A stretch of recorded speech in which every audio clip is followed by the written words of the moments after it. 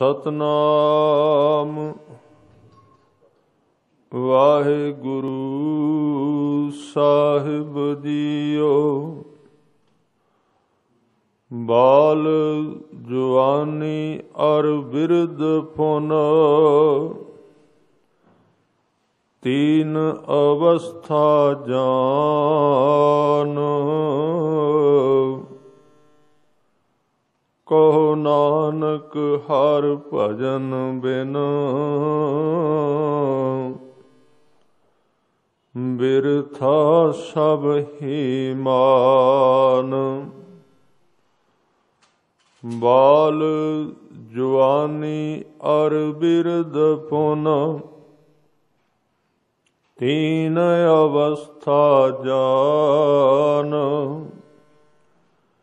कहो नानक हर भजन बिन बिरथा सब ही मान। करनो हुतो सो ना कियो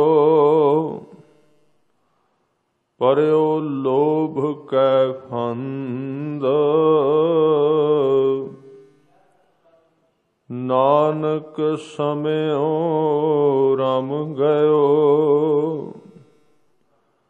अब क्यों रोवत अंध। करनो हुतो सो ना कियो परयो लोभ कै फंद। नानक समयो रम गयो अब क्यों रोवत अंध।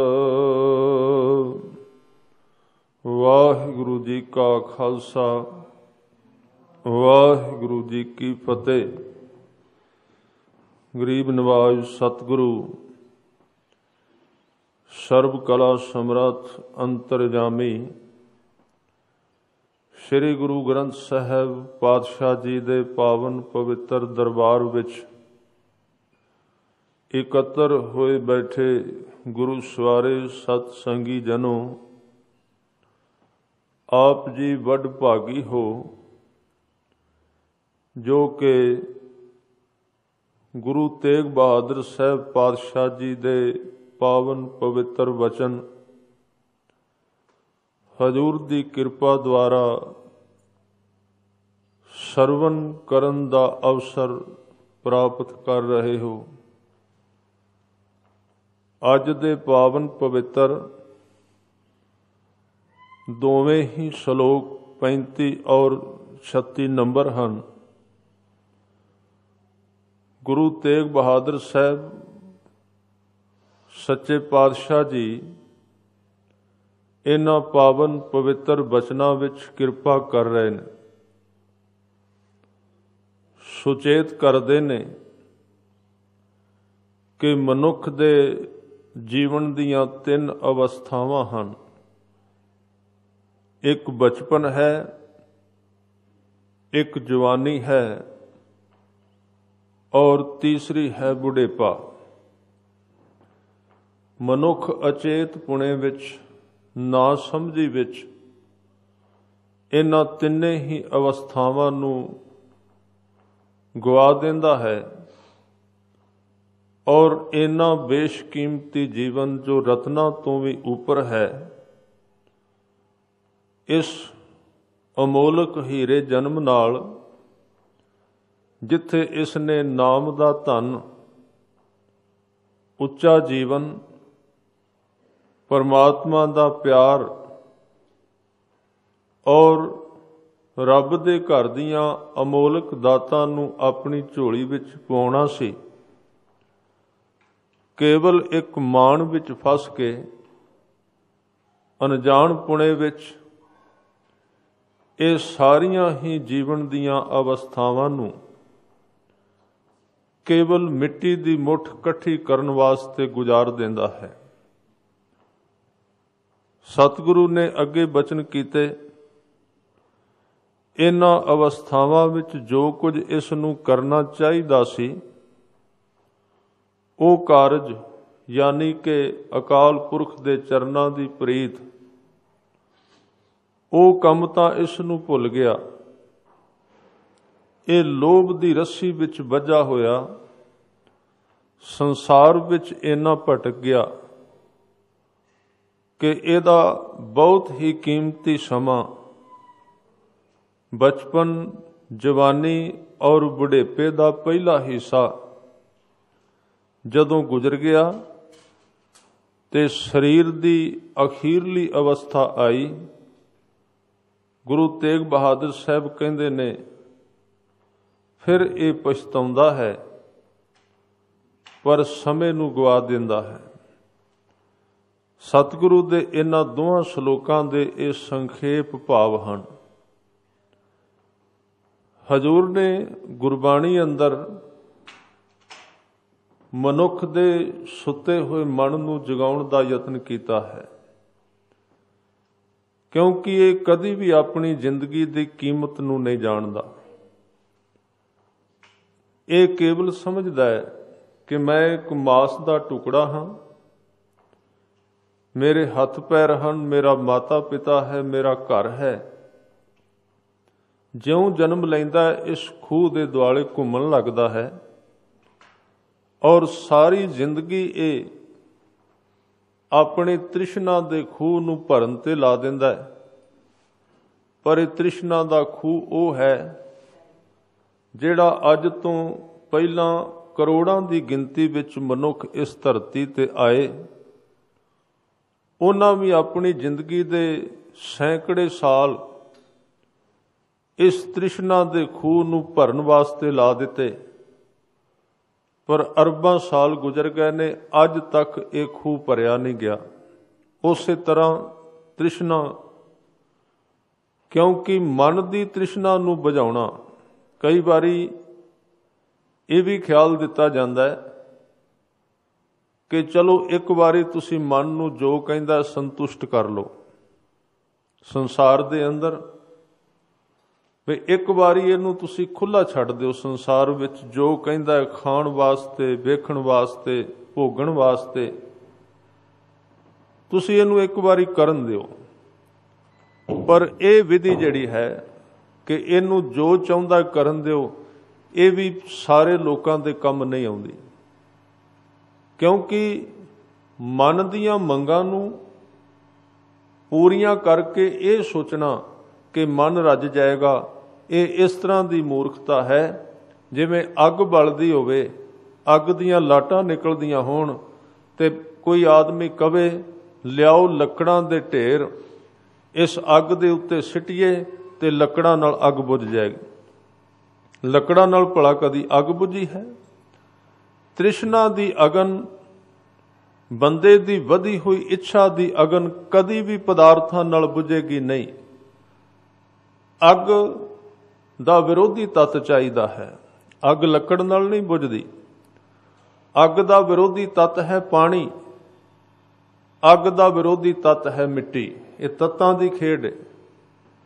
ਇਸੇ ਤਰ੍ਹਾਂ ਤ੍ਰਿਸ਼ਨਾ ਦਾ ਵਿਰੋਧੀ ਤੱਤ ਹੈ ਨਾਮ। ਨਾਮ ਹੀ ਤ੍ਰਿਸ਼ਨਾ ਨੂੰ ਬੁਝਾਏਗਾ, ਪਦਾਰਥ ਤ੍ਰਿਸ਼ਨਾ ਨੂੰ ਨਹੀਂ ਬੁਝਾਉਣਗੇ। ਸਭ ਤੋਂ ਪਹਿਲਾਂ ਜ਼ਿੰਦਗੀ ਦਾ ਇੱਕ ਬੜਾ ਹੀ ਗਹਿਨ ਤੇ ਡੂੰਘਾ ਸੂਤਰ ਹੈ ਜਿਹਦੇ ਉੱਤੇ ਤੁਰ ਕੇ ਮਨੁੱਖ ਬਹੁਤ ਸਾਰੇ ਦੁੱਖਾਂ ਤੋਂ ਬਚ ਸਕਦਾ ਹੈ। ਉਹ ਦੁੱਖ ਕਿਹੜੇ ਨੇ? ਉਹ ਸੂਤਰ ਕਿਹੜਾ ਹੈ? ਦੁੱਖ ਹੈ ਨਾ ਸਮਝੀ ਤੇ ਅਗਿਆਨਤਾ। ਅਗਿਆਨਤਾ ਇਹ ਹੈ ਕਿ ਜਿਉਂ ਅਸੀਂ ਜਨਮ ਲੈਂਦੇ ਹਾਂ ਤੇ ਜਨਮ ਲੈਣ ਤੋਂ ਸਾਡੇ ਘਰ ਦਾ ਮਾਹੌਲ ਸਾਨੂੰ ਸਿਖਾਇਆ ਇਹ ਜਾਂਦਾ ਹੈ ਕਿ ਤੁਸੀਂ ਪਦਾਰਥ ਕਿਵੇਂ ਵਧਾਉਣਾ ਹੈ। ਜਿੰਨਾ ਪਦਾਰਥ ਵਧਾਓਗੇ ਉਨੀ ਸ਼ਾਂਤੀ ਆਵੇਗੀ। ਇਹ ਗਲਤ ਗਿਆਨ ਮਨੁੱਖੀ ਮਾਈਂਡ ਵਿੱਚ, ਬੱਚੇ ਦੇ ਮਨ ਵਿੱਚ ਭਰ ਦਿੱਤਾ ਜਾਂਦਾ ਹੈ। ਉਹਦੇ ਅੰਦਰ ਇੱਕ ਸੁੰਦਰ ਜੀਵਨ ਨੂੰ ਇੱਕ ਤ੍ਰਿਸ਼ਨਾ ਦੀ ਲਾਟ ਦੇ ਨਾਲ ਬਾਲ ਦਿੱਤਾ ਜਾਂਦਾ ਹੈ ਔਰ ਉਹਨੂੰ ਸਿਖਾਇਆ ਜਾਂਦਾ ਹੈ। ਗਲਤ ਗਿਆਨ ਉਹਦੇ ਦਿਮਾਗ ਵਿੱਚ ਭਰ ਦਿੱਤਾ ਜਾਂਦਾ ਹੈ ਕਿ ਤੂੰ ਜਿੰਨੇ ਪਦਾਰਥ ਜ਼ਿਆਦਾ ਇਕੱਠੇ ਕਰੇਗਾ ਉਹਨਾਂ ਤੈਨੂੰ ਸੁੱਖ ਜ਼ਿਆਦਾ ਮਿਲੇਗਾ। ਕਿਉਂਕਿ ਜਿੰਨੇ ਸਮਝਾਉਣਾ ਸੀ ਉਹ ਵੀ ਤਾਂ ਹੀ ਕਰਦੇ ਰਹੇ। ਉਹਨਾਂ ਨੂੰ ਵਿਰਾਸਤ ਮਿਲੀ ਸੀ ਉਹਨਾਂ ਦੇ ਪਿਓ ਤੋਂ, ਪਿਤਾ ਤੋਂ। ਦਾਦੇ ਤੋਂ ਸਿੱਖਿਆ ਸੀ, ਪਿਤਾ ਤੋਂ ਸਿੱਖਿਆ ਸੀ, ਪੜਦਾਦੇ ਤੋਂ ਸਿੱਖਿਆ ਸੀ। ਪਰ ਉੱਥੇ ਇੱਕ ਗਿਆਨ ਗੁਰੂ ਗ੍ਰੰਥ ਸਾਹਿਬ ਦਾ ਜੇ ਦਿੱਤਾ ਜਾਂਦਾ ਤੇ ਉਹ ਗਿਆਨ ਹੋਰ ਸੀ। ਗੁਰੂ ਗ੍ਰੰਥ ਸਾਹਿਬ ਪਾਤਸ਼ਾਹ ਨੇ ਕਿਹਾ ਕਿ ਤੈਨੂੰ ਜੀਵਨ ਮਿਲਿਆ, ਪਦਾਰਥ ਵਾਸਤੇ ਮਿਹਨਤ ਕਰ, ਪਦਾਰਥ ਵਾਸਤੇ ਕਿਰਤ ਕਰ, ਪਰ ਇਸ ਕਿਰਤ ਦਾ ਸਮਾਂ ਬੰਧ ਲੈ। ਤੂੰ ਕਿੰਨਾ ਚਿਰ ਸੰਸਾਰ ਲਈ ਕਿਰਤ ਕਰਨੀ ਹੈ ਤੇ ਕਿੰਨਾ ਸਮਾਂ ਰੱਬ ਦੇ ਪਿਆਰ ਵਿੱਚ ਕੱਢਣਾ ਹੈ। ਇਹ ਸੀ ਸਹੀ ਜੀਵਨ ਜੁਗਤ। ਸੰਸਾਰ ਨੇ ਜੋ ਜੁਗਤ ਦਿੱਤੀ ਉਹ ਹੈਰਾਨੀ ਕੁਨ ਸੀ, ਉਹ ਦੁੱਖ ਵਿੱਚ ਪਾਉਣ ਵਾਲੀ ਸੀ। ਉਹਨੇ ਕਿਹਾ ਵੀ ਸਵੇਰੇ ਉਠੋ, ਜਿੰਨਾ ਚਿਰ ਤੁਹਾਡਾ ਸਰੀਰ ਚੱਲਦਾ ਉਹਨਾਂ ਚਿਰ ਕੰਮ ਕਰੋ, ਜਦੋਂ ਥੱਕ ਜਾਓ ਤੇ ਡਿੱਗ ਪਾਓ, ਸੌਂ ਜਾਓ, ਸਵੇਰੇ ਫਿਰ ਜਾਗੋ ਤੇ ਸਵੇਰੇ ਫਿਰ ਕੰਮ ਕਰੋ। ਉਹਨੇ ਸਿਖਾਇਆ। ਗੁਰੂ ਸਾਹਿਬ ਨੇ ਕਿਹਾ ਨਹੀਂ, ਲੋੜ ਅਨੁਸਾਰ ਕੰਮ ਵੀ ਕਰ, ਕਿਉਂਕਿ ਤੈਨੂੰ ਸਰੀਰ ਪਰਮਾਤਮਾ ਨੇ ਦਿੱਤਾ ਹੈ, ਹੱਥ ਦਿੱਤੇ ਨੇ, ਪੈਰ ਦਿੱਤੇ ਨੇ, ਅੱਖਾਂ ਦਿੱਤੀਆਂ ਨੇ। ਤੇਰੇ ਸਰੀਰ ਨੂੰ ਖਾਣੇ ਪੀਣੇ ਦੀ ਲੋੜ ਹੈ, ਕੱਪੜੇ ਦੀ ਲੋੜ ਹੈ, ਮਕਾਨ ਦੀ ਲੋੜ ਹੈ। ਤੇਰਾ ਪਰਿਵਾਰ ਹੈ, ਤੇਰੇ ਬੱਚੇ ਨੇ, ਉਹਨਾਂ ਨੂੰ ਵੀ ਉਹਨਾਂ ਦੀਆਂ ਜ਼ਰੂਰਤਾਂ ਨੇ। ਉਹਨਾਂ ਵਾਸਤੇ ਸਮਾਂ ਕੱਢ। ਔਰ ਸਤਿਗੁਰੂ ਨੇ ਪੂਰਾ ਸਮਾਂ ਦਿੱਤਾ।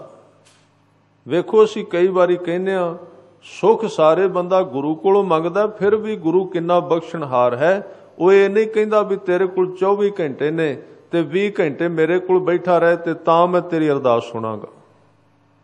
ਗੁਰੂ ਕਿੰਨਾ ਬਖਸ਼ਣਹਾਰ ਹੈ, ਕਿੰਨਾ ਰਹਿਮਤਵਾਨ ਹੈ, ਕਿਉਂ ਇਹ ਵੀ ਪ੍ਰਵਾਨ ਕਰ ਲੈਂਦਾ ਹੈ ਵੀ ਜਾ ਤੂੰ ਸੰਸਾਰ ਵਾਸਤੇ 20-21 ਘੰਟੇ ਲਾ ਦੇ ਤੇ ਮੇਰੇ ਵਾਸਤੇ ਸਿਰਫ 2-3 ਘੰਟੇ ਕੱਢ ਲਈ, ਤਾਂ ਵੀ ਮੈਂ ਤੇਰੀ ਲੋਕ ਪਰਲੋਕ ਦੀਆਂ ਖੁਸ਼ੀਆਂ ਨਾਲ ਝੋਲੀ ਭਰ ਦਿਆਂਗਾ। ਹੈ ਨਾ ਇਹਦੇ ਵਿੱਚ ਬਖਸ਼ਿਸ਼। ਪਰ ਇਹ ਸੰਸਾਰ ਦੀ ਜਿਹੜੀ ਸਮਝ ਸੀ, ਜਿਹਨੂੰ ਗੁਰੂ ਤੇਗ ਬਹਾਦਰ ਸਾਹਿਬ ਵਾਰ-ਵਾਰ ਕਹਿੰਦੇ ਨੇ ਕਿ ਮਨੁੱਖ ਦੇ ਮਨ ਦੇ ਵਿੱਚ ਲੋਭ ਦਾ ਟੀਕਾ ਲਾਇਆ ਜਾਂਦਾ ਜਨਮ ਤੋਂ ਲੈ ਕੇ। ਉਹ ਲੋਭ ਦਾ ਜ਼ਹਿਰ ਅੰਦਰ ਵੱਧਦਾ ਜਾਂਦਾ ਹੈ, ਸਾਰੇ ਜੀਵਨ ਨੂੰ ਘੇਰ ਲੈਂਦਾ ਹੈ।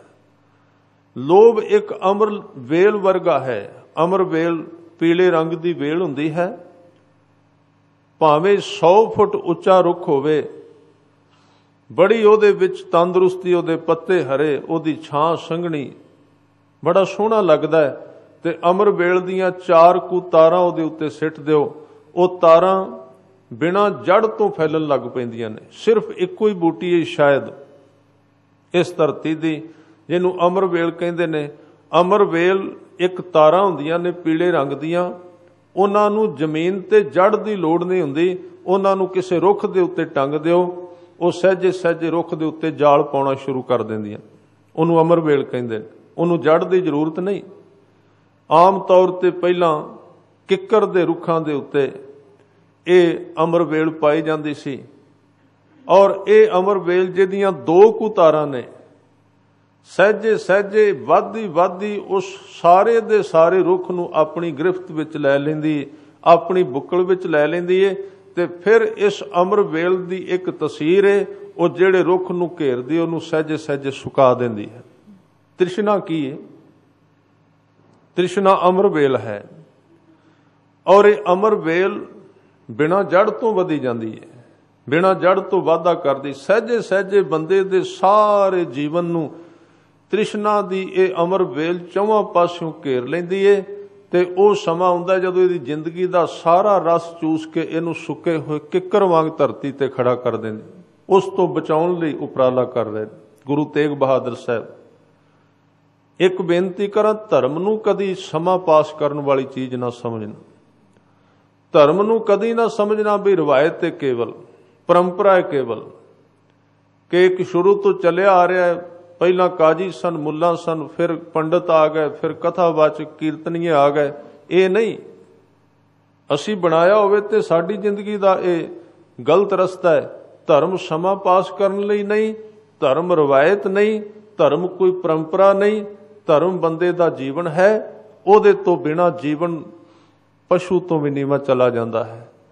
ਇਸ ਕਰਕੇ ਸਤਿਗੁਰੂ ਵਾਰ-ਵਾਰ ਇਹਨਾਂ ਸ਼ਲੋਕਾਂ ਦੇ ਵਿੱਚ ਆਦਮੀ ਨੂੰ ਜਗਾਉਂਦੇ ਨੇ ਕਿ ਦੇਖ, ਤੇਰੇ ਕੋਲੋਂ ਤੇਰਾ ਇੱਕ ਇੱਕ ਸਵਾਸ ਕੀਮਤੀ ਹੀਰਾ तेरे हत्थां दे विचों निकलदा जा रहा, जिहदी तैनूं समझ नहीं। सवेरे उठना शाम हो जाती है, शाम हो जाती है सवेरा आ जाता है, फिर शाम फिर सवेरा। इस तरह सारी जिंदगी दे अमुल सवास केवल बाहर मुखी होके पदार्थ वास्ते गुजारी जा रहे हैं। तेरे अंदर जेड़े नाम दे हीरे ने उन्हां दा वपार कर। हुण जेड़ा जागया नहीं वो वपार किवें करेगा? किसे वपार दा कोई भी दुनिया विच बिजनस है, जदों असीं उहनूं वेखांगे तां ही शौक जागेगा ना करन दा।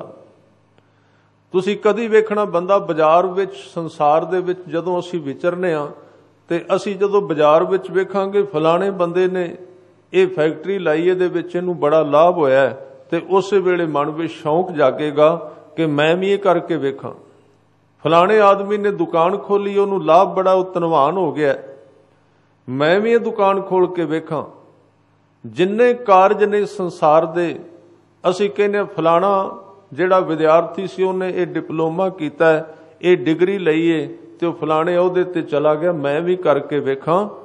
इस तरह उस नाम दे हीरे दी, परमात्मा दी याद दी और उच्चे जीवन दी दात प्राप्त करन दा शौक भी उदों जागेगा जदों किसी असीं प्राप्ति वाले गुरमुखां दी संगत करांगे, वेखांगे इहनूं प्राप्त होया। शौक क्यों नहीं जागदा? शौक क्यों नहीं जागदा? एक इबादत गाह सी, ਉਹਦੇ ਵਿੱਚ 50 ਦੀਵੇ ਬੁੱਝੇ ਪਏ ਸਨ। ਤੁਸੀਂ ਵੇਖਿਆ ਹੋਣਾ ਬੁੱਝੇ ਦੀਵੇ ਦੀ ਹਾਲਤ ਕੀ, ਬੁੱਝਾ ਹੋਇਆ ਦੀਵਾ ਤੇ ਜਿਹੜਾ ਆਉਂਦਾ ਸੀ ਬੁੱਝੇ ਉੱਥੇ ਰੱਖੀ ਜਾਂਦੇ ਸੀ। ਹੁਣ ਜਗਣ ਦਾ ਤੇ ਪਤਾ ਹੀ ਨਹੀਂ, ਸਾਰੇ ਬੁੱਝੇ ਹੋਏ ਦੀਵੇ। ਸਾਨੂੰ ਧਰਮ ਦਾ ਸ਼ੌਂਕ ਜਾਗੀ ਤਾਂ ਨਹੀਂ, ਅਸੀਂ ਧਰਮ ਦੇ ਸੰਬੰਧ ਵਿੱਚ ਨੀਂਦ ਵਿੱਚ ਹੀ ਤਾਂ ਹਾਂ। ਸਾਰੇ ਧਾਰਮਿਕ ਲੋਕ ਬਹੁਤਾਤ ਦੇ ਵਿੱਚ 95% ਧਾਰਮਿਕ ਸੁਭਾਵਾਂ ਵਿੱਚ ਜਾਂ ਸੌਂਦੇ ਨੇ ਜਾਂ ਖਿਆਲਾਂ ਵਿੱਚ ਪੈ ਰਹਿੰਦੇ ਨੇ, ਜਾਂ ਇੱਧਰ ਉੱਧਰ ਵੇਖਦੇ ਨੇ ਜਾਂ ਵੇਖਦੇ ਨੇ ਮੱਥਾ ਟੇਕਣ ਕੌਣ ਆਇਆ, ਗਿਆ ਕੌਣ ਹੈ, ਕੱਪੜੇ ਕਿੰਨੇ ਪਾਏ ਨੇ, ਦਰਬਾਰ ਕਿਵੇਂ ਦਾ ਹੈ, ਆਹ ਕੀ ਹੈ, ਉਹ ਕੀ, ਕਿਉਂ ਹੈ? ਕਿਉਂਕਿ ਤੁਸੀਂ ਕਦੀ ਵੇਖਣਾ ਸਕੂਲ ਦੇ ਵਿੱਚ ਜਿਹੜਾ ਨਲਾਇਕ ਵਿਦਿਆਰਥੀ ਹੈ, ਉਹ ਸਕੂਲ ਦੇ ਵਿੱਚ ਲੱਗੇ ਹੋਏ ਜਿਹੜੇ ਰੁੱਖ ਨੇ ਉਹਨਾਂ ਨੂੰ ਗਿਣੀ ਜਾਏਗਾ, ਰੁੱਖ ਕਿੰਨੇ ਨੇ। ਜਿਹੜਾ ਨਲਾਇਕ ਵਿਦਿਆਰਥੀ ਹੈ ਸਵੇਰ ਤੋਂ ਸ਼ਾਮ ਤੱਕ ਕੀ ਕਰਦਾ? ਕਮਰੇ ਹੀ ਗਿਣਦਾ ਵੀ ਕਿੰਨੇ ਨੇ ਸਕੂਲ ਦੇ, ਟੀਚਰ ਕਿੰਨੇ ਨੇ, ਸਕੂਲ ਦਾ ਮੂੰਹ ਕਿਹੜੇ ਪਾਸੇ ਵੇ। ਫਲਾਣਾ ਵਿਦਿਆਰਥੀ ਜਦੋਂ ਸਕੂਲ ਆਉਂਦਾ ਉਹ ਕਿਹੜੇ ਕੱਪੜੇ ਪਾ ਕੇ ਆਇਆ, ਕਿੱਧਰ ਨੂੰ ਆਇਆ, ਉਹ ਇਹਨਾਂ ਖਿਆਲਾਂ ਵਿੱਚ ਫਸਿਆ ਰਹੇਗਾ। ਨਿਸ਼ਾਨੀ ਕੀ ਹੈ? ਇਹ ਵਿਦਿਆਰਥੀ ਪੜ੍ਹਨ ਵਾਸਤੇ ਤਿਆਰ ਨਹੀਂ ਹੈ। ਪਰ ਜਿਹੜਾ ਵਿਦਿਆ ਵਾਲਾ ਵਿਦਿਆਰਥੀ ਹੈ, ਜਿਹੜਾ ਵਿਦਿਆ ਦੇ ਉੱਤੇ ਕੰਮ ਕਰ ਰਿਹਾ ਸਕੂਲ ਦੇ ਅੰਦਰ, ਤੁਸੀਂ ਕਦੀ ਵੇਖਣਾ ਕਈ ਵਾਰੀ ਉਹਨੂੰ ਦੂਜੇ ਦੱਸਦੇ ਨੇ ਕੱਪੜੇ ਪੁਰਾਣੇ ਪਾ ਕੇ ਆ ਗਏ ਸਕੂਲ ਵਿੱਚ, ਕਿਉਂਕਿ ਘਰ ਹੋਮਵਰਕ, ਘਰ ਦਾ ਕੰਮ ਵੀ ਇੰਨਾ ਕਰਦਾ ਸੀ ਧਿਆਨ ਨਾਲ ਕਿ ਜਦੋਂ ਉੱਠ ਕੇ ਸਕੂਲ ਵੱਲ ਤੁਰਿਆ ਉਹਨੂੰ ਆਪਣੇ ਕੱਪੜੇ ਬਦਲਨੇ ਵੀ ਯਾਦ ਨਹੀਂ ਰਹੇ, ਪੁਰਾਣੇ ਪਾ ਕੇ ਆ ਗਿਆ। ਗੁਰਦੁਆਰੇ ਵਿੱਚ, ਮੰਦਰ ਵਿੱਚ ਬੰਦਾ ਕਰਦਾ ਕੀ ਹੈ? ਕੱਪੜੇ ਤੇ ਬਦਲ ਕੇ ਆਉਂਦਾ, ਹੋਰ ਕੀ ਆਉਂਦਾ ਹੈ। ਇਸ ਥਾਂ ਤੇ ਜਿੰਨਾ ਚਿਰ ਆਦਮੀ ਕੰਮ ਵੱਲ ਧਿਆਨ ਨਹੀਂ ਦਿੰਦਾ, ਸਾਰੇ ਦੇ ਸਾਰੇ ਧਾਰਮਿਕ, ਅਸੀਂ ਕਹਿੰਦੇ ਹਾਂ ਧਾਰਮਿਕ ਥਾਵਾਂ ਦੇ ਵਿੱਚ ਝਗੜੇ ਕਿਉਂ, ਕੀ ਕਾਰਨ ਹੈ? ਇਹਦਾ ਹੋਰ ਕੋਈ ਕਾਰਨ ਨਹੀਂ। ਜਿਸ ਸਕੂਲ ਵਿੱਚ ਵਿਦਿਆਰਥੀ ਪੜ੍ਹਾਈ ਵੱਲ ਧਿਆਨ ਨਾ ਦੇਣ ਉੱਥੇ ਲੜਨਾ ਹੀ ਹੁੰਦਾ, ਹੋਰ ਕੀ ਹੁੰਦਾ ਹੈ। ਲੜਾਈ ਦਾ ਕਾਰਨ ਹੀ ਇਹ ਹੈ। ਧਾਰਮਿਕ ਬੰਦੇ ਦੀ ਲੜਾਈ ਦਾ ਹੀ ਕਾਰਨ ਇਹ ਹੈ ਕਿ ਕਰਨੋ ਹੁਤੋ ਸੋ ਨਾ ਕੀਓ। ਇਹ ਤੁਕ ਨੂੰ ਯਾਦ ਰੱਖ ਲਈਏ। ਜਿੱਥੇ ਵੀ ਧਾਰਮਿਕ ਵਿਅਕਤੀ ਹੋਵੇਗਾ, ਅਸੀਂ ਕਈ ਵਾਰੀ ਕਹਿ ਦਿੰਦੇ ਹਾਂ ਫਲਾਣਾ ਬੰਦਾ ਗੁਰਦੁਆਰੇ ਵੀ ਜਾਂਦਾ ਹੈ, ਪਾਠ ਵੀ ਕਰਦਾ ਹੈ, ਅੰਮ੍ਰਿਤ ਵੀ ਛਕਿਆ ਹੈ, ਪੰਡਤ ਗਾਇਤਰੀ ਵੀ ਪੜ੍ਹਦਾ ਪਿਆ, ਸੇਵਾ ਵੀ ਬੜੀ ਕਰਦਾ ਹੈ, ਦਾਨ ਵੀ ਬੜਾ ਕਰਦਾ ਹੈ, ਤੇ ਜੀਵਨ ਦਾ ਪਾਸਾ, ਜੀਵਨ ਦੀ ਕਿਤਾਬ ਖੋਲ ਕੇ ਵੇਖੋ, ਜਿੰਨਾ ਕ੍ਰੋਧੀ ਇਹ ਹੈ ਉਹਨਾਂ ਹੋਰ ਕੋਈ ਵੀ ਨਹੀਂ, ਜਿੰਨਾ ਲੋਭੀ ਇਹ ਹੈ ਉਹਨਾਂ ਹੋਰ ਕੋਈ ਨਹੀਂ। ਕਿਉਂ? ਤੇ ਅਸੀਂ ਦੋਸ਼ ਕੱਢ ਦਿੰਦੇ ਹਾਂ ਹੁਣ ਧਰਮ ਕੋਈ ਨਹੀਂ ਰਿਹਾ, ਹੋਰ ਲੱਭੀਏ ਕੋਈ। ਧਰਮ ਵਿੱਚ ਨੁਕਸ ਨਹੀਂ ਹੈ। ਜਿਸ ਸਕੂਲ ਦੇ ਵਿੱਚ ਬੱਚੇ ਪੜ੍ਹਨਗੇ ਨਾ ਉੱਥੇ ਹੋਵੇਗਾ ਕਿ ਉੱਥੇ ਟੋਲੀਆਂ ਬਣਾ ਕੇ ਲੜਨਗੇ, ਇੱਕ ਦੂਜੇ ਦੇ ਕੱਪੜੇ ਪਾੜਨਗੇ। ਉਹ ਧਾਰਮਿਕ ਬੰਦੇ ਲੜ ਕਿਉਂ ਰਹੇ ਨੇ, ਕਿਉਂ ਨੇ ਕਲੇਸ਼ ਵਿੱਚ? ਉਹਦਾ ਕਾਰਨ ਗੁਰੂ ਤੇਗ ਬਹਾਦਰ ਸਾਹਿਬ ਕਹਿੰਦੇ ਨੇ ਕਰਨੋ ਹੁਤੋ ਸੋ ਨਾ ਕੀਓ। ਧਾਰਮਿਕ ਬੰਦੇ ਦਾ ਕੰਮ ਸੀ ਆਪਣੇ ਅੰਦਰ ਨੂੰ ਜਗਾ ਕੇ ਸ਼ਬਦ ਦੁਆਰਾ ਉਸ ਰੱਬ, ਉਸ ਤਾਕਤ ਦੇ ਨਾਲ ਸਾਂਝ ਪਾਉਣੀ। ਜਦੋਂ ਧਰਮੀ ਬੰਦਾ ਭੇਖ ਪਾ ਲੈਂਦਾ उस पासे वल तुरदा नहीं, उस वेल पुणे विच ये सारा कुछ पैदा हुंदा है। संसारी ते कलेश विच डिग्गा ही है, अजे उहदे विच एक लाह है, क्योंकि वो संसार विच रुझा रहिंदा है, संसार विच बिजी रहिंदा है। ਉਹਦੇ ਤੇ ਸਾਰੇ ਰਸਤੇ ਖੁੱਲੇ ਹੋਏ ਨੇ। ਸੰਸਾਰ ਦਾ ਉਹ ਸ਼ਾਮ ਨੂੰ ਨਸ਼ਾ ਵੀ ਕਰ ਲਏਗਾ, ਉਹ ਕਿਸੇ ਥਾਂ ਤੇ ਥੀਏਟਰ ਵਿੱਚ ਵੀ ਚਲਾ ਜਾਏਗਾ, ਉਹ ਕਲੱਬ ਵਿੱਚ ਵੀ ਚਲਾ ਜਾਏਗਾ, ਭਾਵੇਂ ਉਹ ਮਾੜੇ ਰੁਝਾਨ ਨੇ, ਉਹ ਗਲਤ ਰਸਤੇ ਨੇ, ਪਰ ਉਹਦਾ ਸਮਾਂ ਉੱਥੇ ਵਿਅਸਤ ਹੋ ਜਾਏਗਾ, ਬਿਜੀ ਹੋ ਜਾਏਗਾ। ਇਸ ਕਰਕੇ ਉਹ ਸ਼ਾਂਤ ਪ੍ਰਤੀਤ ਹੁੰਦਾ ਹੈ। ਸ਼ਾਂਤ ਉਹ ਵੀ ਨਹੀਂ, ਉਹ ਬੇਹੋਸ਼ ਹੈ, ਉਹਨੂੰ ਸ਼ਾਂਤ ਨਹੀਂ ਕਹਿਣਾ ਚਾਹੀਦਾ। ਕਈ ਵਾਰੀ ਅਸੀਂ ਕਹਿੰਦੇ ਹਾਂ ਆ ਬੰਦੇ ਠੀਕ ਨੇ ਜਿਹੜੇ ਬਾਣੀ ਨਹੀਂ ਪੜ੍ਹਦੇ, ਅਸੀਂ ਕਹਿ ਦਿੰਦੇ ਹਾਂ ਇਹ ਠੀਕ ਲੱਗਦੇ ਨੇ, ਇਹ ਬਾਣੀ ਨਹੀਂ ਪੜ੍ਹਦੇ, ਇਹ ਸ਼ਾਂਤ ਨੇ, ਸ਼ਾਂਤ ਨਹੀਂ ਹਨ। ਬੇਹੋਸ਼ ਬੰਦੇ ਵਿੱਚ ਤੇ ਸ਼ਾਂਤ ਵਿੱਚ ਬਹੁਤ ਫਰਕ ਹੈ। ਸ਼ਾਂਤ ਆਦਮੀ ਜਾਗਦਾ ਹੋਇਆ ਸ਼ਾਂਤ ਹੈ, ਤੇ ਬੇਹੋਸ਼ ਆਦਮੀ ਜਿਹਨੂੰ ਬੇਹੋਸ਼ੀ ਦਾ ਟੀਕਾ ਲੱਗ ਗਿਆ, ਉਹ ਤੇ ਮਰੀਜ਼ ਵੀ ਸ਼ਾਂਤ ਹੈ। ਹੁਣ ਜਿਹਦਾ ਆਪਰੇਸ਼ਨ ਕਰਨਾ ਹੈ ਤੇ ਬੇਹੋਸ਼ ਕਰਨ ਵਾਸਤੇ ਸਪੈਸ਼ਲ ਇੰਜੈਕਸ਼ਨ ਹੈ, ਉਹ ਲਾ ਦਿਓ, 8 ਘੰਟੇ ਹਿੱਲੇਗਾ ਹੀ ਨਹੀਂ, ਸ਼ਾਂਤੀ ਵਿੱਚ ਹੈ। ਸ਼ਾਂਤੀ ਆ ਗਈ ਨਾ ਉਸ ਨੂੰ। ਸੰਸਾਰੀ ਸ਼ਾਂਤ ਨਹੀਂ ਹੈ, ਉਸ ਨੂੰ ਪਦਾਰਥ ਦਾ ਟੀਕਾ ਲੱਗਾ ਹੋਇਆ ਹੈ, ਬੇਹੋਸ਼ ਹੈ, ਡਿੱਗਾ ਹੋਇਆ, ਉਹ ਵੀ ਸ਼ਾਂਤ ਨਹੀਂ।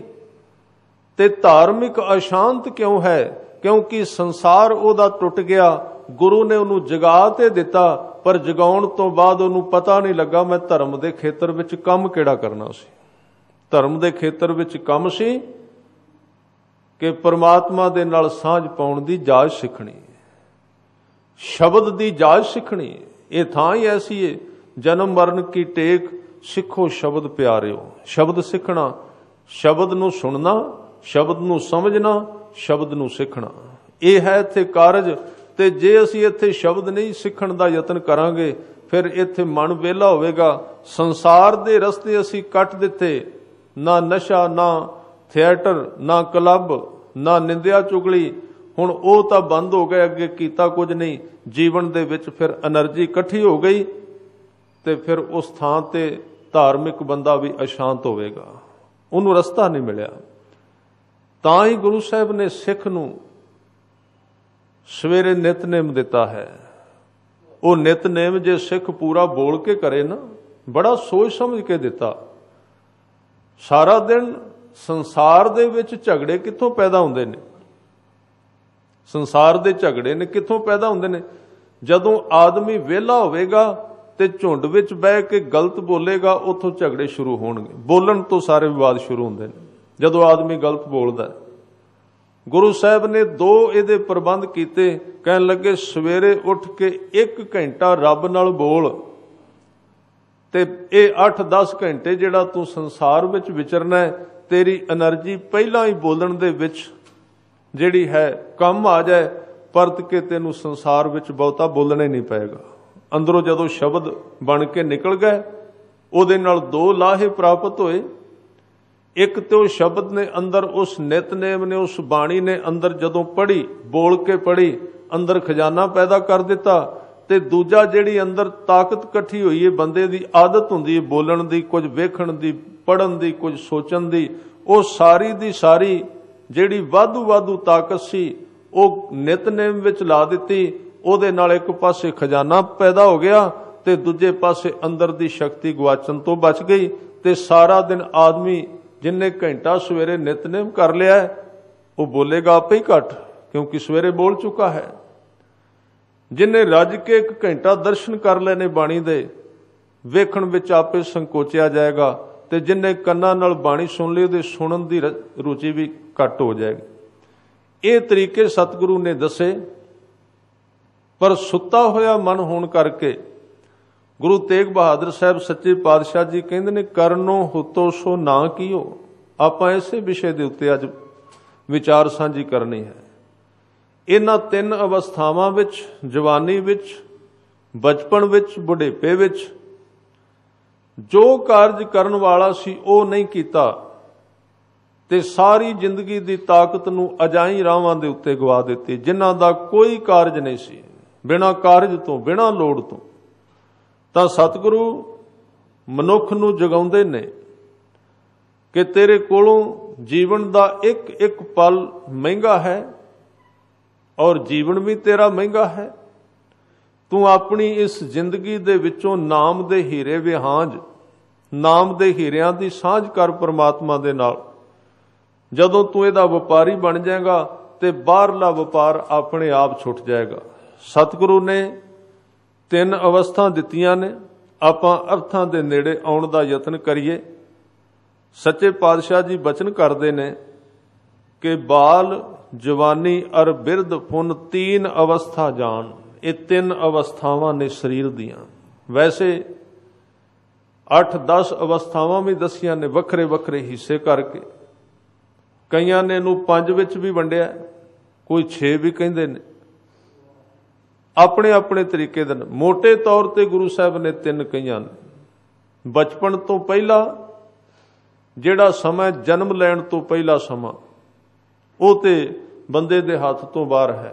जदों जन्म लिया ते जन्म लैण तो बाद 15 साल तक या 12 साल तक बचपन का समा है।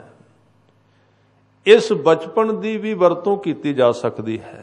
जे इहदे विच किसी बच्चे नूं योग थां मिल जाए, योग अगवाई मिल जाए, ते वो बच्चा इस उम्र विच बहुत जल्दी तुर सकता है।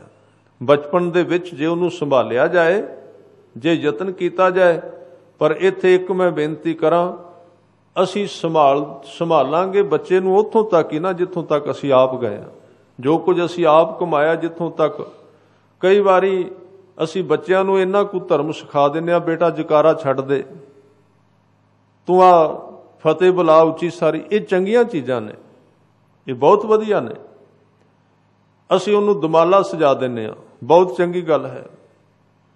गुरु साहब द्वारा दिता होया वेश पवाने, बड़ी चंगी गल है।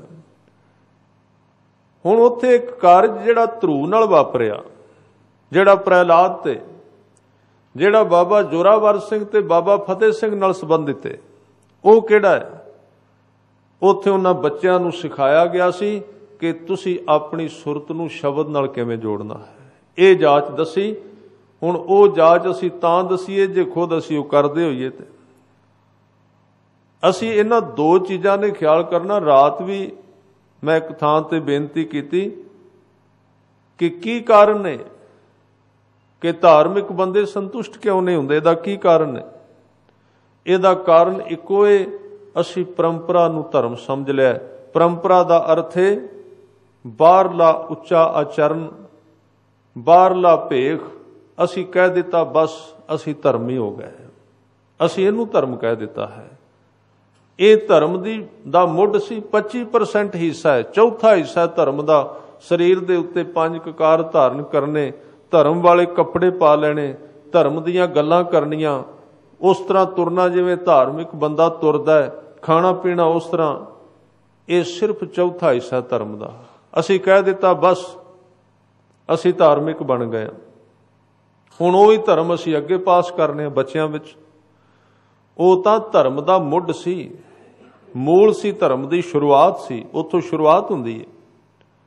इहदे तो अगे धर्म की गल शुरू होनी सी। उहनूं कहा गया है कि गुरबाणी द्वारा जीवन की खोज, सुरत की खोज करनी, मन की खोज करनी, परमात्मा दे नाल सांझ पाउणी, उहदे नाल प्रेम करना, धर्म वो सी।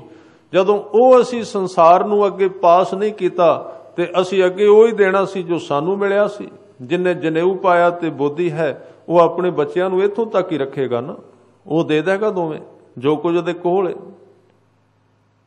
उहदे तो बिना होर भी देण वाला सी भी बेटा ये तां सिर्फ चिन्ह ने धर्म दे, तिलक ते जंजू तां 3 चिन्ह ने। इहदे तो अगे उस रब नाल सांझ किवें पाई दी है, गुण किवें धारण करीदे ने, गल अगली सो रह गई विच। गुणा तो हीन हो गया मनुख। इस करके गुरु साहब कहते ने हिंदू कह कर हिंदू आवे ते गल विच वो जनेऊ पा लैंदा है। पढ़ जनेऊ सूत गल पावे। फिर वो नहाउंदा है, धोंदा है, नाता धोता थाए ना पाई, सूत पाए करे बुरियाई, नाता धोता थाए ना पाई। एक ही होया, परंपरा सिखा दी, धर्म ने सिखाया। मैं इत्थे भी बेनती करां, परंपरा बहुत जरूरी है। किते इस विचार का कोई ये अर्थ ना कढे परंपरा की लोड़ नहीं, चिन्हां की लोड़ नहीं, जरूरत है उन्हां दी। किसे धर्म नूं भी संसार विच जिउंदे रखण वास्ते चिन्हां की लोड़ पई है। ये पता गुरु साहब नूं भी सी भी धर्म ते नाम ही है ना परमात्मा दा। उन्होंने क्यों ककार दिते, उन्होंने क्यों गुरु धाम दिते, क्यों संगत बनाई, की कारण से पंथ क्यों बनाया। गुरु गोबिंद सिंह पातशाह जी ने ते एंड ते आके पंथ दे जेड़े काम रहिंदे सन पूरे कर दिते, पर पंथ ते गुरु नानक साहब ने चला दिता सी। जदों गुरु अंगद देव जी नूं गुरता गद्दी दिंदे ने ते उत्थे एक शब्द कहंदे ने, पार ब्रह्म का पंथ करना, ख्याल रखना। पार ब्रह्म का पंथ करना, उत्थे उन्हें यह नहीं कहा भी तुसी कल्ले पार ब्रह्म नूं जपना, ये नहीं क्या। पार ब्रह्म का पंथ करना, पंथ दा मतलब है जिस पार ब्रह्म नूं परमात्मा नूं तुसी पाया ओदा एक राह बनाउणा, ओदी एक संप्रदा बनाउणी, ओदी एक कौम बनाउणी। बड़ा जरूरी सी, जिंदा रखना सी उस नूं। तां किसे भी धर्म नूं धरती दे उत्ते एक पीढ़ी जदों अगली पीढ़ी तक पास करदी ते ओदे कोल साध संगत धर्म दे चिन्ह चाहीदे ने। जिवें मैं उदाहरण दे तौर ते दियां कि एक बंदा दूसरे आदमी नूं बैठे होए नूं प्रशादा छकाउंदा है, पानी पाउंदा है, ओनूं पानी देना चाहुंदा है, विच तां प्रयोजन तां ओनूं पानी पिआउणा ही है। जिन्नूं प्यास लगी ओनूं पानी चाहीदा है, ओनूं कल्ले गिलास नाल थोड़ी प्यास बुझेगी। ਜਿਹੜਾ बैठा ਉਹਨੂੰ प्यास लगी ਉਹਨੂੰ पानी ਚਾਹੀਦਾ है ਤੇ ਵਰਤਾਉਣ ਵਾਲਾ पानी देना भी ਚਾਹੁੰਦਾ है ਤੇ पानी ਉੱਥੇ ਟੂਟੀ ਤੋਂ ਲਿਆਏਗਾ ਕਾਦੇ ਨਾਲ, ਕਿਹੜੀ ਚੀਜ਼ ਨਾਲ ਲਿਆਏਗਾ। ਉਹਨੂੰ ਵੀ ਬਰਤਨ ਚਾਹੀਦਾ ਹੈ ਤੇ ਜਿੰਨੇ ਪੀਣਾ ਉਹਨੂੰ ਗਲਾਸ ਚਾਹੀਦਾ ਹੈ। ਉਹ ਗਲਾਸ ਉਹ ਪਾਉਣ ਵਾਲਾ ਪਾਣੀ ਹੀ ਧਰਮ ਦੇ ਚਿੰਨ੍ਹ ਨੇ, ਉਹ ਇੱਕ ਕਾਰਨ ਨੇ। ਉਹਨਾਂ ਤੋਂ ਬਿਨਾਂ ਧਰਮ ਇੱਕ ਥਾਂ ਤੋਂ ਦੂਜੀ ਥਾਂ ਤੇ ਯਾਤਰਾ ਨਹੀਂ ਕਰਦਾ। ਤਾਂ ਉਹਦੀ ਜ਼ਰੂਰਤ ਹੈ। ਅਸੀਂ ਕਹਿੰਦੇ ਹਾਂ ਚਿੰਨ੍ਹ ਕਿਉਂ ਵਿੱਚ ਆ ਗਏ, ਕਈ ਕਹਿੰਦੇ ਨੇ ਬੰਧਨ ਪਾ ਦਿੱਤੇ ਵਿੱਚ, ਕਹਿੰਦੇ ਨਾਮ ਹੀ ਜਪਣਾ ਸੀ ਕੱਲਾ। ਚਿੰਨ੍ਹ ਸਾਰੇ ਬਰਤਨ ਨੇ, ਬਰਤਨਾਂ ਦੇ ਰਾਹੀਂ ਭੋਜਨ ਇੱਕ ਥਾਂ ਤੋਂ ਦੂਜੀ ਥਾਂ ਤੇ ਭੇਜਿਆ ਜਾਂਦਾ ਹੈ। ਪਰ ਇਹ ਵੀ ਖਿਆਲ ਰੱਖਣਾ ਪਏਗਾ, ਕੱਲੇ ਬਰਤਨ, ਕੱਲੇ ਭਾਂਡੇ, ਕੱਲੀਆਂ ਕੜਛੀਆਂ, ਕੱਲੇ ਗਿਲਾਸ ਵਿੱਚ ਭੋਜਨ ਨਾ ਹੋਇਆ, ਉਹਨਾਂ ਭਾਂਡਿਆਂ ਨੇ ਕਦੀ ਸਾਨੂੰ ਤ੍ਰਿਪਤ ਨਹੀਂ ਕਰਨਾ। परंपरा मर्यादा की है, बर्तन ने, भांडे ने, उन्हां दी अत जरूरत है। पर कल्ले भांडे रह गए, बर्तन स्टोर तुसीं वेख्या होवेगा, बड़ी वड्डी दुकान, सारी प्रकार दे भांडे ने उस दुकान ते उस भांडियां दी दुकान ते सारे दिन बैठे रहो। वो भांडियां दी दुकान दे विच बर्तन सारे ने। जे बंदा कहे भी बर्तनां नूं सारा दिन कढ कढ के वेखी जां, इन्हां नूं मूँह नाल लाई जां, ਉਹਦੇ ਵਿੱਚ ਹੀ ਕੱਖ ਨਹੀਂ ਤੇ ਭਾਂਡੇ ਕਿਵੇਂ ਪਿਆਸ ਬੁਝਾਉਣਗੇ। ਪਰੰਪਰਾਵਾਂ ਜਿਹੜੀਆਂ ਨੇ ਬਰਤਨ ਹੁੰਦੀਆਂ ਨੇ, ਅਸੀਂ ਬਰਤਨਾਂ ਨੂੰ ਭੋਜਨ ਸਮਝ ਲਿਆ ਹੈ, ਪਰੰਪਰਾਵਾਂ ਨੂੰ ਧਰਮ ਸਮਝ ਲਿਆ ਹੈ। ਇੱਥੇ ਅਸੀਂ ਰੁਕ ਗਏ ਹਾਂ। ਔਰ ਉੱਪਰੋਂ ਸਾਡੇ ਜਿਹੜੇ ਪੁਰੋਹਿਤ ਨੇ, ਜਿਹੜੇ ਸਮਝਾਉਣ ਵਾਲੇ ਨੇ, ਉਹ ਵੀ ਬਹੁਤੇ ਭਾਂਡੇ ਖੜਕਾਉਂਦੇ ਨੇ, ਭੋਜਨ ਦੀ ਗੱਲ ਬੜੇ ਘੱਟ ਕਰਦੇ ਨੇ।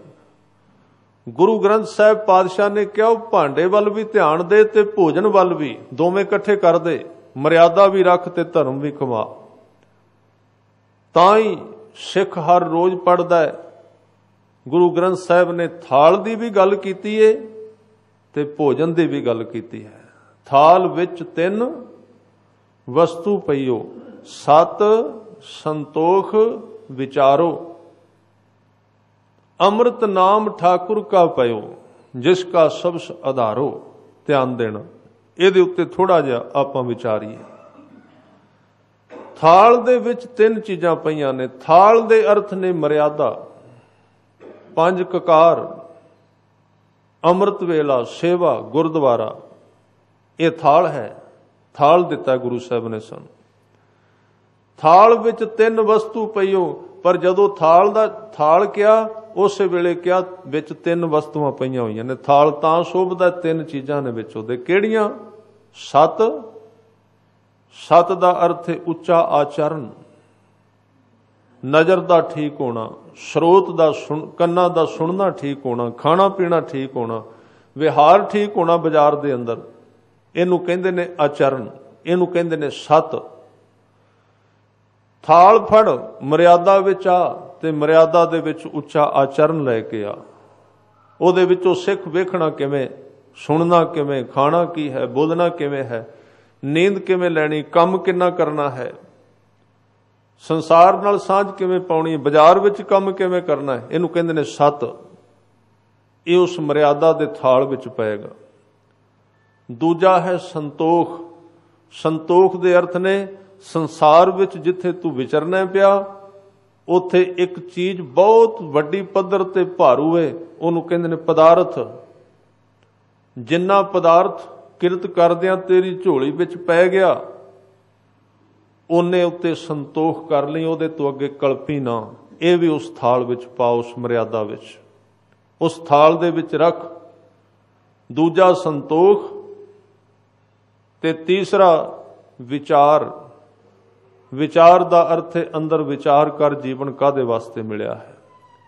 विचार नूं पैदा कर, अंदरों सोच थोड़ा जिहा रुक के कादे वास्ते जीवन मिलिया है। जिन्हों गुरु तेग बहादुर साहब कहते ने कुछ सोच, कुछ विचार तेनू क्यों बनाया परमात्मा ने। ये तीन चीज़ां मर्यादा दे थाल विच पाईयां ते जेड़ा मनुख मर्यादा दे थाल दे विच ये तीन चीज़ां पाएगा, उच्चा आचरण, संतोखी जीवन ते विचारवान जीवन, जदों ये तिन्ने चीज़ां इस थाल विच आ गईयां ते गुरसिख इन्हां तिन्नां चीज़ां नूं ध्यान नाल खा गया, भाव उन्हें जीवन विच धारण कर लईयां ते चौथी चीज उहदे जीवन विचों पैदा हो जाएगी। उहनूं कहंदे ने अमृत नाम ठाकुर का पयो। नाम अंदरों उपजेगा। फिर हुण इत्थे नाम इन्हां चीज़ां दे विचों पैदा हुंदा दस्सिया है, ध्यान देना। इन्हां चीज़ां दे विचों उपजदा दस्सिया है। इत्थे नाम दे जप दी गल नहीं कीती गई, जिहड़ी कल बेनती कीती सी। नाम जप भी है, नाम जीवन भी है। एक जप नाम दी जुगत है, एक जीवन नाम दी जुगत है। इत्थे सतगुरु ने कहा जिस शरीर विच तू नाम जपना है वो शरीर इन्हां तीन गुणां नाल पूरित होना चाहिए। पहला थाल मर्यादा ते तीन चीज़ां सत, संतोख ते विचार उहदे विच होणियां चाहिए। उहदे विच फिर तू नाम घट भी जपेगा ना, थोड़ा समा जपेगा तो वह नाम रस लियाना शुरू कर देगा। अमृत नाम ठाकुर का भयो। ते अगे एक वचन कह दिता जिसका सबस आधारो। सबस दे अर्थ ने ऊपर वाले तिन्ने जिहड़े गुण ने ना, सत, संतोख ते थाल ते विचार, इन्हां सारियां दा आधार नाम है। कहण दा भाव यह है कि जे नाम है ते आचरण भी उच्चा चंगा है, जे नाम है ते संतोख भी चंगा है। इस विषय ते बेनती कर रहा सां, परंपरा अपनी थां ते रखिए, मर्यादा नूं अपनी थां ते रखिए, ककारां नूं, मर्यादा नूं, रहत नूं, बाहरली नूं एक हद तक पालीए आपां, पर उन्होंने कदी ये ना कहिए भी मैं बाहरली रहत मर्यादा रख लीए, बस मेरे वर्गा हुण सिख ही कोई नहीं है। ਉਹਦੇ ਤੋਂ ਅੱਗੇ सच्चे पातशाह ने कहा हुण कमाई कर जीवन दी, अंदरों लभ तेरे कुछ है। ਉਹਨੂੰ ਕਿਹਾ धर्म उसनूं ਕਿਹਾ। जिन्हां ने उस अंदरले धर्म की खोज की उन्हां दा बाहरला भेख भी प्रवान हो गया। जे वो ना कीता ते गुरु तेग बहादुर साहब सच्चे पातशाह जी एक बहुत प्यारा बचन अपनी बाणी विच उचारण करते ने। साहब कहंदे मन रे गयो ना गुर उपदेश, कहा भयो जो मूंड मुंडायो भगवों कीनो भेस। हुण ये एक भगवे कपड़ियां वाला सन्यासी है।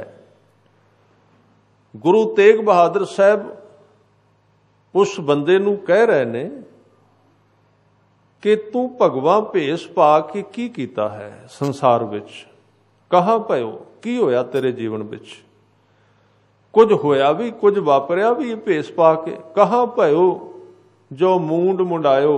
मूंड मुंडाउणा एक धर्म की प्रक्रिया भद्दन करना मनी गई। ਹਿੰਦੂ ਧਰਮ ਦੇ ਵਿੱਚ ਸੰਨਿਆਸੀਆਂ ਦੇ ਵਿੱਚ ਸਿਰ ਮਨਾਉਣਾ, ਮੂੰਡ ਮੁੰਡਾਉਣਾ। ਮੂੰਡ ਵੀ ਮੁੰਡਾਇਆ, ਸਿਰ ਵੀ ਮਨਾ ਦਿੱਤਾ ਚੰਗੀ ਤਰ੍ਹਾਂ, ਤੇ ਵੇਸ ਵੀ ਭਗਵਾਂ ਪਾ ਲਿਆ। ਗੁਰੂ ਤੇਗ ਬਹਾਦਰ ਸਾਹਿਬ ਕਹਿੰਦੇ ਨੇ 10 ਵੇਸ ਤੇ ਪਾਇਆ ਹੀ, ਗੁਰੂ ਦਾ ਉਪਦੇਸ਼ ਧਾਰਨ ਕੀਤਾ। ਗੁਰੂ ਦਾ ਉਪਦੇਸ਼ ਦਾ ਅਰਥ ਹੈ ਨਾਮ ਅੰਦਰ ਧਾਰਿਆ ਤੂੰ। ਮਨ ਰੇ ਗਹਿਓ ਨਾ ਗੁਰ ਉਪਦੇਸ਼, ਕਹਾ ਭਇਓ ਜੋ ਮੂੰਡ ਮੁੰਡਾਇਓ, ਭਗਵੋਂ ਕੀਨੋ ਭੇਸ। ਇੱਥੇ ਆਵਾਜ਼ ਫਿਰ ਆਪਣੇ ਮਨ ਨੂੰ ਗੁਰੂ ਸਾਹਿਬ ਨੇ ਸੰਬੋਧਨ ਕੀਤਾ ਹੈ। ਵੇਖੋ, ਸਤਿਗੁਰਾਂ ਨੇ ਉਪਦੇਸ਼ ਸੰਨਿਆਸੀ ਨੂੰ ਦਿੱਤਾ ਹੈ, ਪਰ ਸਿੱਧਾ ਨਹੀਂ ਉਹਨੂੰ ਕਹਿ ਰਹੇ। ਵਿੱਚ ਆਪਣੇ ਮਨ ਨੂੰ ਕਹਿੰਦੇ ਕਿ ਮੇਰੇ ਮਨ, ਤੂੰ ਗੁਰੂ ਦਾ ਉਪਦੇਸ਼ ਨਹੀਂ ਕਮਾਇਆ, ਕੱਪੜੇ ਭਗਵੇਂ ਪਾ ਲੈਣੇ। ਹਾਲਾਂਕਿ ਗੁਰੂ ਤੇਗ ਬਹਾਦਰ ਸਾਹਿਬ ਜੀ ਨੇ ਤੇ ਪਾਏ ਨਹੀਂ। ਉਚਾਰ ਰਹੇ ਨੇ ਸੱਚ, ਕਿਉਂਕਿ ਗੁਰੂ ਤੇਗ ਬਹਾਦਰ ਸਾਹਿਬ ਜੀ ਨੂੰ ਪਤਾ ਹੈ ਜੇ ਸੱਚ ਅੰਦਰ ਹੋਵੇਗਾ ਕਿਸੇ ਦਾ ਨਾਂ ਲੈ ਕੇ ਕਹਿਣ ਦੀ ਲੋੜ ਨਹੀਂ। ਜਦੋਂ ਸੱਚ ਉਚਾਰਿਆ ਜਾਵੇਗਾ, ਜੇ ਉਹ ਪੂਰਾ ਸੱਚ ਹੈ ਤੇ ਝੂਠਾ ਬੰਦਾ ਉਹਨੂੰ ਆਪੇ ਪ੍ਰਵਾਨ ਕਰ ਲਏਗਾ ਵੀ ਮੇਰੀ ਵਿਆਖਿਆ ਹੋ ਰਹੀ ਹੈ, ਇਹ ਮੇਰਾ ਹੀ ਜੀਵਨ ਕਿਹਾ ਜਾ ਰਿਹਾ। ਇਹ ਤਰੀਕਾ ਗੁਰੂ ਤੇਗ ਬਹਾਦਰ ਸਾਹਿਬ ਜੀ ਦਾ। ਇਸ ਕਰਕੇ ਪਰੰਪਰਾ, ਮਰਿਆਦਾ ਤੇ ਬਾਹਰਲੀ ਰਹਿਤ, ਬਾਹਰਲੇ ਚਿੰਨ੍ਹ ਜੋ ਸਮਾਜ ਦੇ ਆਰੰਭ ਤੋਂ ਬੱਚੇ ਨੂੰ ਦਿੱਤੇ ਜਾਂਦੇ ਨੇ ਕਿ ਬੱਚਾ ਇਹ ਹੈ ਤੇਰਾ ਧਰਮ। ਕੋਈ ਸੁੰਨਤ ਕਰਾਉਂਦਾ ਹੈ, ਕੋਈ ਭੱਦਣ ਕਰਾਉਂਦਾ ਹੈ, ਤੇ ਆਪਾਂ ਸਿਰਫ ਕਕਾਰਾਂ ਤੱਕ ਸੀਮਤ ਰਹਿ ਜਾਂਦੇ ਹਾਂ। ਉੱਥੇ ਜਾ ਕੇ ਇੱਕ ਹਿੱਸਾ ਧਰਮ ਦਾ ਬਣਦਾ ਹੈ। ਧਰਮ ਅੱਗੇ ਸ਼ੁਰੂ ਹੋਣਾ ਸੀ ਪ੍ਰੇਮ, ਪਰਮਾਤਮਾ ਦੀ ਯਾਦ। ਉਹਦੇ ਤੋਂ ਜਦੋਂ ਸਾਡਾ ਸਮਾਜ ਸਖਣਾ ਹੋ ਜਾਂਦਾ ਹੈ, ਫਿਰ ਧਰਮ ਵਿੱਚੋਂ ਸੰਤੁਸ਼ਟੀ ਨਹੀਂ ਮਿਲਦੀ। ਉਸ ਹਾਲਤ ਵਿੱਚ ਫਿਰ ਅਸੀਂ ਕਹਿੰਦੇ ਹਾਂ ਧਰਮ ਇੱਥੋਂ ਚਲਾ ਗਿਆ, ਉੱਡ ਗਿਆ ਹੈ। ਉਹਦਾ ਅਸਲੀ ਸਰੂਪ ਹੀ ਸਮਾਜ ਵਿੱਚ ਉਤਾਰਿਆ ਹੀ ਨਹੀਂ ਜਾਂਦਾ। ਇਸ ਕਰਕੇ ਬਚਪਨ ਦੇ ਵਿੱਚ ਕਿਹੜੇ ਲੋਕ ਕਾਮਯਾਬ ਹੋਏ ਨੇ, ਕਿਹਨਾਂ ਨੇ ਬੰਦਗੀ ਦੇ ਰਾਹੀਂ ਜੀਵਨ ਦੇ ਹੀਰੇ ਨੂੰ ਲੱਭ ਲਿਆ। ਬਾਬਾ ਜੋਰਾਵਰ ਸਿੰਘ ਜੀ, ਬਾਬਾ ਫਤਿਹ ਸਿੰਘ, ਕਿੰਨੀ ਕੁ ਉਮਰ ਹੈ? 7 ਤੇ 9 ਸਾਲ ਹੈ। ਕੀ ਸਮਝਦੇ ਹੋ ਇਹ ਦ੍ਰਿੜਤਾ ਇਕੱਲੇ ਵਿਚਾਰਾਂ ਨਾਲ ਆ ਜਾਏਗੀ? ਕਈ ਵਾਰੀ ਅਸੀਂ ਕਹਿੰਦੇ ਉਹਨਾਂ ਨੂੰ ਵਿਚਾਰ ਬੜੇ ਉੱਚੇ ਦਿੱਤੇ ਗਏ ਸਨ। ਵਿਚਾਰਾਂ ਨਾਲ ਦ੍ਰਿੜਤਾ ਕਿੰਨੀ ਕੁ ਆਵੇਗੀ? ਵਿਚਾਰ ਤੇ ਉਹਨਾਂ ਚਿਰ ਕੰਮ ਕਰਦੇ ਨੇ ਜਿਵੇਂ ਕਾਗਜ਼ ਦੇ ਮਹਿਲ ਬਣਾਏ ਜਾਣ। ਕਾਗਜ਼ ਦੇ ਮਹਿਲ ਬੜੇ ਸੋਹਣੇ ਲੱਗਣਗੇ, ਬੜੇ ਰੰਗ ਕੀਤੇ ਜਾ ਸਕਦੇ ਨੇ ਉਹਨਾਂ ਨੂੰ, ਪਰ ਜੇ ਥੋੜੀ ਜਿਹੀ ਹਵਾ ਤੇਜ਼ ਆ ਗਈ, ਕਾਗਜ਼ ਦੇ ਮਹਿਲ ਉੱਥੇ ਨਹੀਂ ਲੱਭਣਗੇ, ਉੱਡ ਜਾਣਗੇ। ਵਿਚਾਰ ਕਿਸੇ ਹੱਦ ਤੱਕ ਕੰਮ ਕਰਦੇ ਨੇ, ਉਸ ਤੋਂ ਅੱਗੇ ਨਹੀਂ। ਸਾਹਿਬਜ਼ਾਦਿਆਂ ਨੂੰ ਕੱਲੇ ਵਿਚਾਰ ਨਹੀਂ ਸਨ ਦਿੱਤੇ ਗਏ ਕਿ ਧਰਮ ਵਿੱਚ ਪਰਪੱਕ ਰਹੀਦਾ ਹੈ। ਉਹਨਾਂ ਦੇ ਪਿਤਾ ਗੁਰੂ ਨੇ ਉਹਨਾਂ ਦੇ ਅੰਦਰ ਨਾਮ ਦੀ ਰਹਿਮਤ, ਪਰਮਾਤਮਾ ਦੀ ਯਾਦ ਵੀ ਭਰੀ ਸੀ। ਉਹ ਇੰਨੀ ਗਹਿਰੀ ਸੀ ਤਾਂ ਦ੍ਰਿੜ ਰਹੇ, ਤਾਂ ਉਹ ਇਕੱਲੇ ਨਹੀਂ ਡੋਲੇ, ਤਾਂ ਉਹਨਾਂ ਨੂੰ ਨੀਹਾਂ ਨਹੀਂ ਡਰਾ ਸਕੀਆਂ, ਤਾਂ ਉਹਨਾਂ ਨੂੰ ਵਜੀਦ ਖਾਨ ਦੇ ਡਰਾਵੇ, ਸੁੱਚਾ ਆਨੰਦ ਦਾ ਭੈ ਪੀਤ ਨਹੀਂ ਕਰ ਸਕਿਆ। ਉਹਨਾਂ ਦੇ ਅੰਦਰ ਨਾਮ ਨੇ ਇੱਕ ਦ੍ਰਿੜਤਾ ਪੈਦਾ ਕੀਤੀ ਸੀ, ਉੱਚਤਾ ਪੈਦਾ ਕੀਤੀ ਸੀ, ਤਾਂ ਉਹ ਲੋਕ ਬਚਪਨ ਵਿੱਚ ਕਾਮਯਾਬ ਹੋ ਗਏ। ਸੱਚੇ ਪਾਤਸ਼ਾਹ ਜੀ ਕਹਿੰਦੇ ਨੇ ਬਾਲ ਬਚਪਨ ਇੱਕ ਉਮਰ ਹੈ, ਔਰ ਇਹਦੇ ਅੰਦਰ ਜੇ ਬੱਚੇ ਨੂੰ ਸੁਚੇਤ ਕਰ ਦਿੱਤਾ ਜਾਏ, ਬੱਚੇ ਨੂੰ ਜਿੱਥੇ ਸਰੀਰ ਦੀ ਖੁਰਾਕ ਦਿੱਤੀ ਜਾਏ, ਜਿੱਥੇ ਉਹਨੂੰ ਸਕੂਲ ਦੀ ਵਿੱਦਿਆ ਦਿੱਤੀ ਜਾਏ, ਔਰ ਜਿੱਥੇ ਉਸ ਨੂੰ ਧਰਮ ਦੀ ਪਰੰਪਰਾ ਸਿਖਾਈ ਜਾਏ, ਮਰਿਆਦਾ ਦੱਸੀ ਜਾਏ ਕਿ ਇਹ ਤੇਰੀ ਦਸਤਾਰ ਹੈ, ਇਹ ਤੇਰੇ ਕਕਾਰ ਨੇ, ਇਹ ਤੇਰਾ ਗੁਰਦੁਆਰਾ ਹੈ, ਆ ਤੇਰੇ 10 ਗੁਰੂ ਸਾਹਿਬਾਨ ਨੇ, ਆ ਸ਼ਹੀਦ ਨੇ ਕੌਮ ਦੇ। ਇਹ ਸਾਰਾ ਕੁਝ ਜਿੱਥੇ ਦਿੱਤਾ ਜਾਏ, ਉੱਥੇ ਅਗਲੀ ਚੀਜ਼ ਹੈ ਉਸ ਬੱਚੇ ਨੂੰ ਦੱਸਿਆ ਜਾਏ ਕਿ ਗੁਰੂ ਗ੍ਰੰਥ ਸਾਹਿਬ ਪਾਤਸ਼ਾਹ ਜੀ ਨੇ ਨਾਮ ਦੁਆਰਾ ਰੱਬ ਨਾਲ ਸਾਂਝ ਪਾਉਣ ਦੇ ਕੀ ਤਰੀਕੇ ਦੱਸੇ ਨੇ, ਉਹ ਕਿਵੇਂ ਕਰੀਦਾ ਹੈ। ਤਾਂ ਫਿਰ ਉਹ ਬੱਚਾ ਆਪਣੀ ਬਚਪਨ ਨੂੰ ਸਮਝ ਸਕੇਗਾ, ਬਚਪਨ ਨੂੰ ਜਾਣ ਲਏਗਾ। ਵੈਸੇ ਤਾਂ ਉਹੀ ਸਮਾਜ ਧਰਮੀ ਹੁੰਦਾ ਹੈ, 2 ਚੀਜ਼ਾਂ ਤੇ ਖੜਾ ਹੈ। ਇੱਕ ਤੇ ਜਿਸ ਸਮਾਜ ਦੀ ਮਾਂ ਧਰਮੀ ਹੋਵੇ, ਤੇ ਇੱਕ ਜਿਸ ਸਮਾਜ ਦੇ ਬੱਚੇ ਧਰਮੀ ਹੋਣ। ਕਿਉਂਕਿ ਜਿਹੜੀ ਜਵਾਨੀ ਹੈ ਨਾ ਉਹ ਤੇ ਬਾਅਦ ਵਿੱਚ ਆਉਣੀ, ਬੁਢੇਪਾ ਵੀ ਬਾਅਦ ਵਿੱਚ ਆਉਣਾ। ਅਸੀਂ ਕੀ ਕਰਨੇ ਆ? ਕਈ ਰੋਗ ਐਸੇ ਨੇ ਜਿਹੜੇ ਬੀਜ ਨੂੰ ਦਵਾਈ ਦਈਏ ਤੇ ਤਾਂ ਉਹਦਾ ਰੁੱਖ ਬਚਦਾ ਉਸ ਰੋਗ ਤੋਂ, ਪੱਤਿਆਂ ਤੇ ਜਿੰਨੀ ਮਰਜ਼ੀ ਪਾਈ ਜਾਓ। ਅਸੀਂ ਕੀ ਕਰਨੇ ਆ ਵੀ ਅਸੀਂ ਜਵਾਨੀ ਦੇ ਉੱਤੇ ਬੁਢੇਪੇ ਦੇ ਉੱਤੇ ਜ਼ੋਰ ਲਾਣੇ ਆ, ਨੂੰ ਸੁੱਧ ਕਰੋ। ਉਹਨਾਂ ਵਿਚਾਰਿਆਂ ਕੀ ਸੁੱਧ ਹੋਣਾ ਹੈ? ਉਹਨਾਂ ਜਿਹੜੇ ਰਾਹ ਪੈਣਾ ਸੀ ਪੈ ਚੁੱਕੇ ਨੇ, ਉਹ ਤੇ ਪੋਚਾ ਹੀ ਹੈ, ਜਿੰਨਾ ਮਾਰਨਾ ਮਾਰ ਲਈਏ ਬਸ। ਠੀਕ ਹੈ, ਕਿਤੇ ਕਿਤੇ ਗੁਰੂ ਦੀ ਕਿਰਪਾ ਵਾਪਰ ਜਾਂਦੀ, ਸ਼ੱਕ ਨਹੀਂ, ਬਦਲ ਸਕਦਾ ਆਦਮੀ ਬੁਢੇਪੇ ਵਿੱਚ ਵੀ, ਕਿਸੇ ਵੀ ਅਵਸਥਾ ਵਿੱਚ। ਪਰ ਬਹੁਤਾਤ ਦੀ ਮੈਂ ਗੱਲ ਕਰ ਰਿਹਾ, ਅਸੀਂ ਗਲਤ ਥਾਂ ਤੇ ਮਾਰ ਕਰ ਰਹੇ ਹਾਂ। ਉੱਥੋਂ ਕੋਈ ਬਦਲੇਗਾ ਨਹੀਂ ਇੰਨੀ ਜਲਦੀ। ਉਹਨਾਂ ਦਾ ਤੇ ਹੋ ਚੁੱਕਾ ਜੋ ਕੁਝ ਹੋਣਾ ਸੀ। ਜੜ ਜਿੱਧਰ ਨੂੰ ਜਾਣੀ ਸੀ, ਤਣਾ ਉਧਰ ਨੂੰ ਚਲਾ ਗਿਆ। ਦੋ ਬੇਸ ਨੇ ਹਰ ਇੱਕ ਕੌਮ ਦੇ, ਹਰ ਇੱਕ ਧਰਮ ਦੇ। ਇੱਕ ਤੇ ਉਹਦੀ ਮਾਂ ਜਿਹਦੇ ਵਿੱਚੋਂ ਨਵੀਂ ਪਨੀਰੀ ਆ ਰਹੀ ਹੈ, ਉਸ ਮਾਂ-ਬਾਪ ਨੂੰ ਸ਼ੁੱਧ ਕੀਤਾ ਜਾਏ, ਉਹਦੇ ਵਿਚਾਰ ਸ਼ੁੱਧ ਕੀਤੇ ਜਾਣ, ਉਹਦੇ ਭਾਵ ਸ਼ੁੱਧ ਕੀਤੇ ਜਾਣ। ਉਹਦੇ ਵਿੱਚੋਂ ਜਿਹੜੇ ਬੱਚੇ ਜਨਮ ਲੈਣਗੇ ਉਹ ਧਰਮੀ ਆਪਣੇ ਆਪ ਬਣ ਜਾਣਗੇ। ਦੂਸਰਾ, ਉਸ ਬਚਪਨ ਨੂੰ ਇੱਕ ਕੇਂਦਰ ਹੈ, ਇੱਕ ਗੁਰਦੁਆਰਾ ਹੈ। ਉਹ ਗੁਰਦੁਆਰਾ ਕਿਹੜਾ? ਵੈਸੇ ਹੁਣ ਤੇ ਬਹੁਤ ਰੁਝਾਨ ਹੈ ਕਿ ਜਿਹੜੀਆਂ ਸੰਸਥਾਵਾਂ ਨੇ, ਕਈ ਮਹਾਂਪੁਰਸ਼ ਨੇ ਬੜਾ ਬੜਾ ਕੰਮ ਕਰ ਰਹੇ ਨੇ। ਉਹਨਾਂ ਨੇ ਬੜੇ ਬੜੇ ਵੱਡੇ ਸਕੂਲ ਖੋਲ੍ਹੇ ਨੇ, ਯੂਨੀਵਰਸਿਟੀਜ਼ ਖੋਲ੍ਹ ਰਹੇ ਨੇ, ਬਹੁਤ ਕੁਝ ਕਰ ਰਹੇ ਨੇ ਇਸ ਪੱਖ ਨੂੰ। ਪਰ ਇਹਦੇ ਵਿੱਚ ਵੀ ਇੱਕ ਕਾਰਨ ਨੇ, ਹੁਣ ਸਕੂਲ ਤੇ ਬੰਦਾ ਖੋਲ੍ਹ ਲੈਂਦਾ ਹੈ, ਕਾਲਜ ਤੇ ਖੁੱਲ੍ਹ ਜਾਂਦਾ ਹੈ, ਪਰ ਉਹਦੀਆਂ ਫੀਸਾਂ ਹੀ ਇੰਨੀਆਂ ਵੱਡੀਆਂ ਨੇ, ਉੱਥੇ ਆਮ ਬੰਦਾ ਪੜ੍ਹ ਹੀ ਨਹੀਂ ਸਕਦਾ। ਫਿਰ ਉੱਥੇ ਕੌਣ ਪੜ੍ਹਾਏਗਾ ਬੱਚਿਆਂ ਨੂੰ? ਸਾਡੇ ਧਾਰਮਿਕ ਅਦਾਰਿਆਂ ਦੇ ਸਕੂਲ ਵੇਖੋ, ਉਹਦੇ ਵਿੱਚ ਕੀ ਹੈ? ਜਿਨ੍ਹਾਂ ਲੋਕਾਂ ਕੋਲ ਪਹਿਲਾਂ ਮਾਇਆ ਦੇ ਢੇਰ ਲੱਗੇ ਨੇ, ਉਹਨਾਂ ਦੇ ਬੱਚੇ ਫ੍ਰੀ ਪੜ੍ਹ ਰਹੇ ਨੇ। ਤੇ ਜਿਹੜੇ ਗਰੀਬ ਨੇ ਵਿਚਾਰੇ, ਉਹ ਜਦੋਂ ਜਾਂਦੇ ਨੇ ਕਹਿੰਦੇ ਜੀ ਤੁਹਾਡਾ ਤੇ ਨੰਬਰ ਹੀ ਅਜੇ ਕੋਈ ਨਹੀਂ ਆਇਆ। ਜਿਨ੍ਹਾਂ ਦੇ ਕੋਲ ਪਹਿਲਾਂ ਹੀ ਢੇਰ ਹੈ, ਜਿਨ੍ਹਾਂ ਦੇ ਕੋਲ ਪਹਿਲਾਂ ਹੀ, ਕਿਉਂਕਿ ਉਹਨਾਂ ਦੇ ਹੱਥ ਵਿੱਚ ਵਾਗ ਡੋਰੇ ਸਾਰੀ, ਉਹਨਾਂ ਨੂੰ ਕਹਿਣਗੇ ਜੀ ਇਹਦੀ ਫੀਸ ਮਾਫ ਹੈ। ਇਹ ਭਿਖਾਰੀ ਨੇ ਜਿਨ੍ਹਾਂ ਦੀ ਫੀਸ ਮਾਫ ਕਰ ਦਿਓ? ਕੌਣ ਨੇ? ਇਹ ਮਾਫ ਕਰਨ ਦੀ ਸਥਿਤੀ ਉਹਨਾਂ ਦੀ ਹੋਵੇ ਜਿਨ੍ਹਾਂ ਦੇ ਕੋਲ ਨਹੀਂ, ਉਹ ਬੱਚੇ। ਔਰ ਇਹ ਇੱਕ ਵਿਗਿਆਨ ਇਸ ਧਰਤੀ ਦਾ, ਜਿਹੜੇ ਗਰੀਬ ਮਾਂ-ਬਾਪ ਦੇ ਘਰ ਵਿੱਚ ਬੱਚੇ ਪੈਦਾ ਹੋਏ ਨੇ, ਉਹ ਵਿਦਿਆ ਵਿੱਚ ਬਹੁਤ ਅੱਗੇ ਵੱਧ ਸਕਦੇ ਨੇ, ਖੋਜ ਜ਼ਿਆਦਾ ਕਰ ਸਕਦੇ ਨੇ। ਕਿਉਂਕਿ ਜਿੱਥੇ ਧਨ ਜ਼ਿਆਦਾ ਆ ਗਿਆ, ਉੱਥੇ ਤੇ ਬੱਚੇ ਨੇ ਮੰਜੇ ਤੋਂ ਉਤਰਨਾ। ਇੱਕ ਨੌਕਰ ਜੁੱਤੀ ਅੱਗੇ ਰੱਖਣ ਵਾਲਾ ਬੈਠਾ ਹੈ, ਇੱਕ ਭਾਂਡੇ ਚੁੱਕਣ ਵਾਲਾ ਹੈ, ਕੱਪੜੇ ਧੋਣ ਵਾਲਾ ਹੋਰ ਹੈ, ਉਹ ਤੇ ਵਿੱਚ ਇੱਕ ਵਿਚਾਰਾ ਬੁੱਤ ਜਿਹੀ ਬਣ ਗਿਆ, ਬੰਦਾ ਥੋੜੀ ਰਿਹਾ, ਉਹਨੂੰ ਕਰਨਾ ਹੀ ਕੁਝ ਨਹੀਂ ਪੈਣਾ। ਜੀਵਨ ਸਿਰਜਣ ਨਾਲ ਉੱਚਾ ਹੁੰਦਾ ਹੈ। ਜਿੰਨਾ ਆਦਮੀ ਦੀ ਜ਼ਰੂਰਤ ਵਧੇ, ਉਹ ਕਿਸੇ ਨਾ ਕਿਸੇ ਕਸਵੱਟੀ ਦੇ ਵਿੱਚੋਂ ਦੀ ਲੰਘੇ, ਕਿਸੇ ਲੋੜ ਦੇ ਵਿੱਚੋਂ ਗੁਜ਼ਰੇ। ਸਾਡੀ ਜ਼ਿੰਦਗੀ ਦਾ ਰੁਝਾਨ ਹੈ ਕਿ ਸਾਰੇ ਪ੍ਰਬੰਧ ਹੋ ਜਾਣ ਸਾਡੀ ਜ਼ਿੰਦਗੀ ਦੇ, ਉਹਨੂੰ ਅਸੀਂ ਚੜ੍ਹਦੀ ਕਲਾ ਕਹਿੰਦੇ ਹਾਂ। ਬਈ ਲੋੜ ਤੋਂ ਵੱਧ ਧਨ ਸਾਡੇ ਕੋਲ ਹੋਵੇ, ਸਾਨੂੰ ਕੁਝ ਨਾ ਸੋਚਣਾ ਪਏ, ਕੁਝ ਨਾ ਕਰਨਾ ਪਏ, ਬਸ ਬਹਿ ਕੇ ਖਾਈ ਜਾਈਏ। ਕੁਦਰਤ ਇਹਨੂੰ ਨਹੀਂ ਮੰਨਦੀ, ਕੁਦਰਤ ਇਹਨੂੰ ਰੋਗ ਕਹਿੰਦੀ ਹੈ।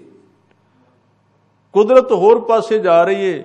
ਉਹ ਕਹਿੰਦੀ ਇਸ ਧਰਤੀ ਦੇ ਉਹ ਹੀ ਮਨੁੱਖ ਉੱਚੇ ਹੋਏ ਨੇ ਜਿਨ੍ਹਾਂ ਨੂੰ ਸਿਰਜਣ ਕਰਨਾ ਪਿਆ ਜ਼ਿੰਦਗੀ ਦਾ, ਖੁਦ ਕੁਝ ਬਣਾਉਣਾ ਪਿਆ, ਖੁਦ ਕੁਝ ਕਰਨਾ ਪਿਆ। ਜਿਨ੍ਹਾਂ ਦੇ ਹੱਥ ਵਿੱਚ ਬਣਿਆ ਬਣਾਇਆ ਆ ਗਿਆ, ਉਹ ਪੱਥਰ ਹੋ ਗਏ, ਉਹ ਬੁੱਤ ਬਣ ਗਏ, ਉਹ ਕੁਝ ਵੀ ਨਹੀਂ ਕਰਨ ਜੋਗੇ। ਇਸ ਕਰਕੇ ਵਿਦਿਆਲਾ ਪਹਿਲਾ ਗੁਰਦੁਆਰਾ ਹੈ। ਜੇ ਵਿਦਿਆਲੇ ਧਾਰਮਿਕ ਹੋ ਜਾਣਗੇ ਤਾਂ ਬੱਚਾ ਧਾਰਮਿਕ ਹੋਵੇਗਾ। ਜੇ ਉਸ ਵਿਦਿਆਲੇ ਦੇ ਅੰਦਰ ਧਰਮ ਦੀ ਸਿੱਖਿਆ ਦਿੱਤੀ ਜਾਂਦੀ ਹੈ, ਧਰਮ ਦਾ ਧਿਆਨ ਸਿਖਾਇਆ ਜਾਂਦਾ ਹੈ, ਪਰਮਾਤਮਾ ਦੀ ਗੱਲ ਚੱਲਦੀ, ਇਕੱਲੀ ਪਰੰਪਰਾ ਦੀ ਨਹੀਂ, ਤਾਂ ਉਹ ਥਾਂ ਉਸ ਬੱਚੇ ਨੂੰ ਸੰਤਤਾਈ ਵੱਲ ਲੈ ਕੇ ਜਾਏਗੀ। ਤੇ ਜਿਹੜੀਆਂ ਅਸੀਂ ਸਮਾਜਿਕ ਬੁਰਾਈਆਂ ਕਹਿੰਦੇ ਆ, ਕਈ ਸੱਜਣ ਮੈਨੂੰ ਕਹਿੰਦੇ ਤੁਸੀਂ ਬੁਰਾਈਆਂ ਤੇ ਬਹੁਤ ਘੱਟ ਬੋਲਦੇ ਹੋ। ਸਮਾਜ ਕਿਹੜੀਆਂ ਬੁਰਾਈਆਂ? ਆਚਾਰ ਸੰਸਕਾਰ ਨੇ, ਇਹਨਾਂ ਬਾਰੇ ਬੋਲਿਆ ਕਰੋ। ਵਿਆਹ ਕਿਵੇਂ ਕਰੀਦਾ ਹੈ, ਅੰਤਮ ਸੰਸਕਾਰ ਕਿਵੇਂ ਕਰੀਦਾ ਹੈ, ਕੱਪੜੇ ਕਿਵੇਂ ਦੇ ਪਾਈਦੇ ਨੇ, ਪੱਗ ਕਿਵੇਂ ਦੀ ਬੰਨੀ, ਇਹਦੇ ਉੱਤੇ ਬੋਲਿਆ ਕਰੋ। ਮੈਂ ਕਿਹਾ ਵੀ ਇਹ ਠੀਕ ਹੈ, ਇਹ ਕਦੀ ਕਦੀ ਹੁੰਦਾ ਹੈ, ਇੱਕ ਦਿਨ। ਇਹ ਰੋਜ਼ ਭਾਂਡੇ ਖੜਕਾਇਆ ਵਿੱਚ ਕੋਈ ਭੋਜਨ ਵੀ ਨਾ ਹੋਇਆ ਤੇ ਉਹਨੂੰ ਕੌਣ ਫੜੇਗਾ? ਇਹਨੂੰ ਅਸੀਂ ਕੱਲਾ ਬੋਲਦੇ ਰਵਾਂਗੇ। ਇਹ ਬੁਰਾਈਆਂ ਆਉਂਦੀਆਂ ਕਿੱਥੇ ਨੇ ਇਹਨੂੰ ਵੇਖੋ। ਤੁਸੀਂ ਰਿਸ਼ਵਤਖੋਰੀ ਵੇਖ ਲਵੋ।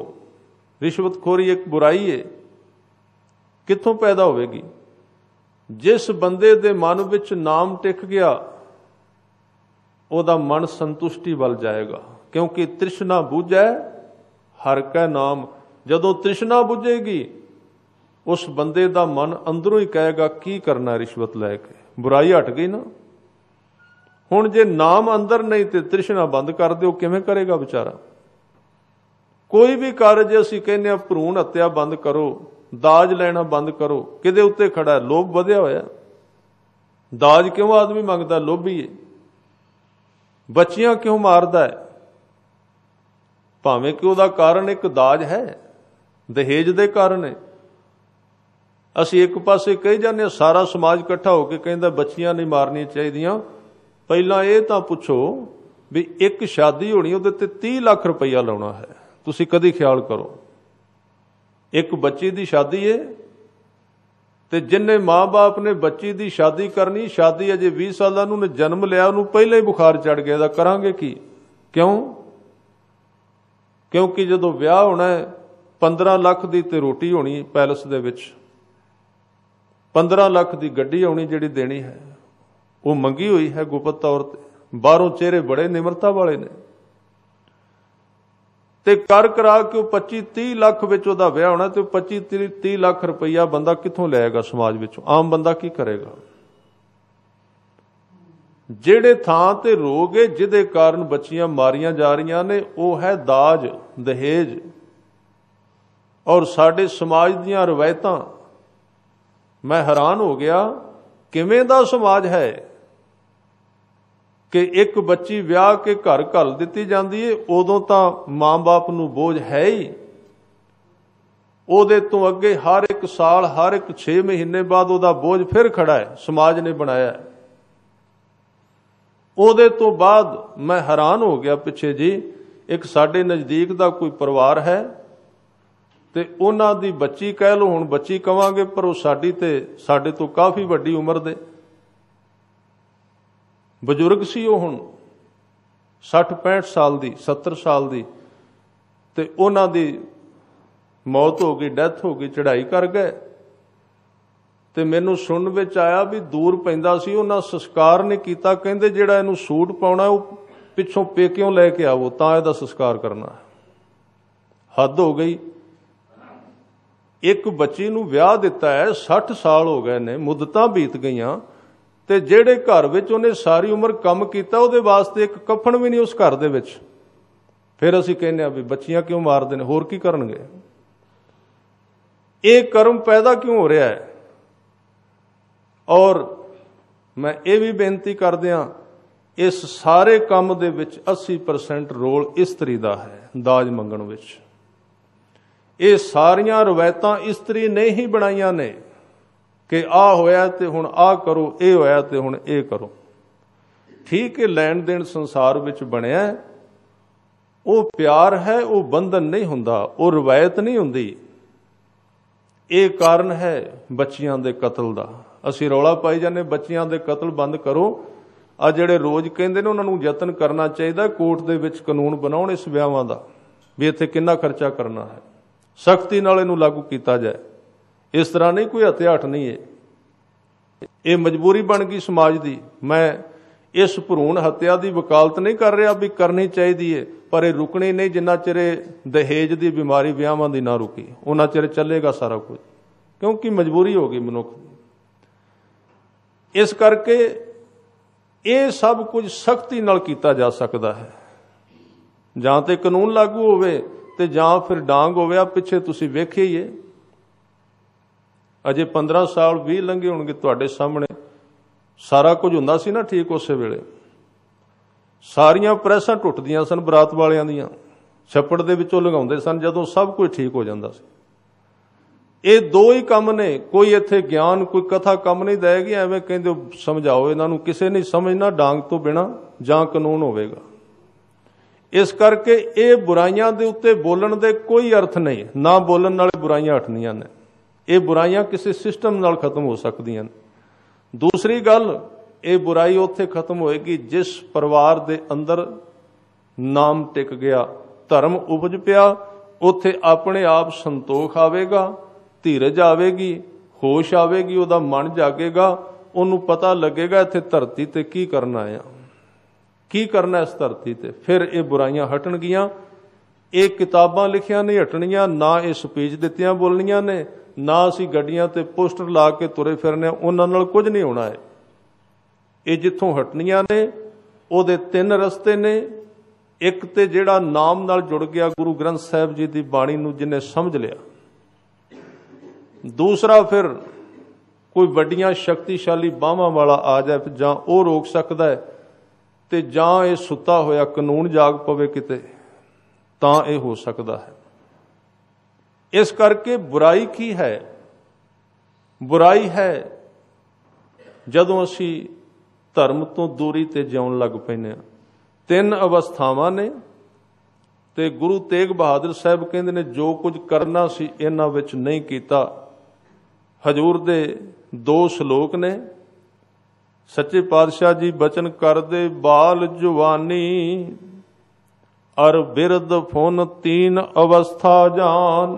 ये 3 अवस्थावां ने। बचपन, इहदे तो अगे जवानी है, जवानी तो अगे बुढ़ेपा है। ये 3 अवस्थावां ने। साहब कहंदे, कहो नानक हर भजन बिन बिरथा सब ही मान। वाहिगुरू दे भजन तो बिना, परमात्मा दी बंदगी तो बिना, मनुख इन्हां 3 ही अवस्थावां दे विच हंकार दी मैल नाल भरिया जांदा है। सूक्ष्म हंकार, जिन्नू मान क्या है, अंदर दा मान, ਉਹਦੇ ਵਿੱਚ ਆਪਣੀ ਜ਼ਿੰਦਗੀ ਬਤੀਤ ਕਰ ਦਿੰਦਾ ਹੈ, ਕਦੀ ਨਿਮਰਤਾ ਨਹੀਂ ਧਾਰਨ ਕਰਦਾ। ਫਿਰ ਸਾਹਿਬ ਕਹਿੰਦੇ, ਕਰਨੋ ਹੁਤੋ ਸੋ ਨਾ ਕੀਓ, ਪਰਿਓ ਲੋਭ ਕੈ ਫੰਦ। ਇੱਥੇ ਜੋ ਕੁਝ ਕਰਨਾ ਸੀ, ਕਿਰਤ ਕਰਨੀ ਸੀ, ਕੰਮ ਕਰਨਾ ਸੀ, ਸੰਸਾਰ ਵਿੱਚ ਨਾਮ ਜਪਣਾ ਸੀ ਤੇ ਵੰਡ ਕੇ ਛਕਣਾ ਸੀ। ਇਹ 3 ਕੰਮ ਕਰਨੇ ਸਨ, ਪਰ ਤਿੰਨੇ ਨਹੀਂ ਕੀਤੇ। ਨਾ ਕਿਰਤ ਸ਼ੁੱਧ ਕੀਤੀ। कई बारी असीं कहने किरत करना सीखी, किरत किवें दी इहदे उत्ते खड़ा है, कल्ली किरत सीखी नहीं है। किरत करनी सी शुद्ध, काम शुद्ध करना सी, ईमानदारी नाल करना सी, नाम जपना सी परमात्मा दा अमृत वेले, उहदे नाल प्रीत पाउणी सी। ते फिर उस किरत दे विचों ते नाम दे विचों जिहड़ियां दातां मिलनियां सन, उहनूं साझा करना सी, वंड के छकना सी। जे किसी कोल ज़्यादा है, ਉਹਦੇ ਕੋਲੋਂ ਬੰਦਾ ਮੰਗ ਵੀ ਸਕਦਾ ਹੈ। ਜੇ ਆਪਣੇ ਕੋਲ ਜ਼ਿਆਦਾ ਆ ਗਿਆ ਤੇ ਦੂਜੇ ਨੂੰ ਹੈ ਕਿਸ ਦਾ, ਇੱਥੇ ਕੌਣ ਇਕੱਠਾ ਕਰੇਗਾ। ਇਸ ਕਰਕੇ ਇਹ ਕੰਮ ਨਾ ਕੀਤੇ ਤੇ ਲੋਭ ਦੀ ਫਾਹੀ ਵਿੱਚ, ਫੰਦੇ ਵਿੱਚ ਮਨੁੱਖ ਪੈ ਗਿਆ। ਤੇ ਗੁਰੂ ਤੇਗ ਬਹਾਦਰ ਸਾਹਿਬ ਕਹਿੰਦੇ, ਨਾਨਕ ਸਮਿਓ ਰਮ ਗਇਓ। ਸਮਿਓ ਦਾ ਅਰਥ ਹੈ ਵਕਤ, ਸਮਾਂ। ਰਮ ਸ਼ਬਦ ਦੇ ਅਰਥ ਨੇ ਲੰਘਣਾ। ਰਮ ਗਇਓ, ਨਿਕਲ ਗਿਆ। ਇਸੇ ਤਰ੍ਹਾਂ ਹੀ ਸੋਚਦਿਆਂ, ਵਿਚਾਰਦਿਆਂ, ਗਲਤ ਰਾਹਾਂ ਤੇ ਤੁਰਦਿਆਂ ਸਾਰੇ ਦਾ ਸਾਰਾ ਬਾਲ ਜਵਾਨੀ ਤੇ ਬਿਰਧ ਸਾਰੀ ਜ਼ਿੰਦਗੀ ਗੁਜ਼ਰ ਗਈ, ਨਿਕਲ ਗਈ। ਅਬ ਕਿਉਂ ਰੋਬਤ ਅੰਧ, ਹੇ ਅੰਨੇ ਮਨੁੱਖ ਹੁਣ ਕਿਉਂ ਰੋਂਦਾ ਹੈ। ਭਾਵ ਇਹਦੇ ਵਿੱਚ ਉਸ ਵਿਅਕਤੀ ਨੂੰ ਉਪਦੇਸ਼ ਹੈ ਜਿਹਦੇ ਕੋਲ ਅਜੇ ਬਚਪਨ ਹੈ, ਅਜੇ ਜਵਾਨੀ ਹੈ और अजे बुढ़ेपे का पहला हिस्सा है। क्योंकि हर एक अवस्थावां दे भी 2 हिस्से ने, बचपन दे भी 2 हिस्से ने। एक बचपन वो जिहड़ा जन्म तो 8 साल तक है, एक वो बचपन है। एक बचपन जिहड़ा फिर अगे थोड़ा जिहा सुचेत, उहदे विच बच्चा बहुत कुछ कर सकदा, 8 तो 12 14 साल तक। जवानी दे भी 2 हिस्से ने। 14 साल तो लैके एक जवानी का हिस्सा 30 तक, जिहदे विच जवानी भरपूर अवस्था विच हुंदी है। पर 30 तो 40 तक भी जवानी मन्नी गई है। जवानी का अध पिछला अध है। इसे तरह बुढ़ेपा जिहड़ा वो 40 तो 60 भी मनदे ने, पर उस बुढ़ेपे दे विच जवानी दे अंश मौजूद हुंदे ने। बंदा उहदे विच काम कर सकदा है।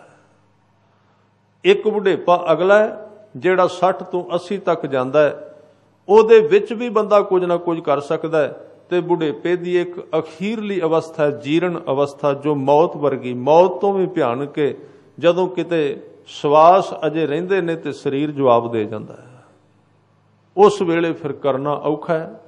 ਸਤਿਗੁਰੂ ਇਸ ਮਿਲੇ ਹੋਏ ਜੀਵਨ ਦੇ ਵਿੱਚ ਉੱਚੇ ਸੁੱਚੇ ਜੀਵਨ ਨੂੰ ਢਾਲਣ ਦਾ ਉਪਦੇਸ਼ ਦੇ ਰਹੇ ਨੇ। ਗੁਰੂ ਤੇਗ ਬਹਾਦਰ ਸਾਹਿਬ ਪਰਮਾਤਮਾ ਦੇ ਭਜਨ ਦਾ ਉਪਦੇਸ਼ ਬਖਸ਼ਿਸ਼ ਕਰ ਰਹੇ ਨੇ। ਆਓ ਆਪਾਂ ਹੁਣ ਅਰਦਾਸ ਆਨੰਦ ਸਾਹਿਬ ਦੀ ਬਾਣੀ ਪੜ੍ਹੀਏ। ਬੇਅੰਤ ਪ੍ਰਕਾਰ ਦੀਆਂ ਭੁੱਲਾਂ ਦੀ ਖਿਮਾ ਕਰਨੀ। ਵਾਹਿਗੁਰੂ ਜੀ ਕਾ ਖਾਲਸਾ, ਵਾਹਿਗੁਰੂ ਜੀ ਕੀ ਫਤਿਹ।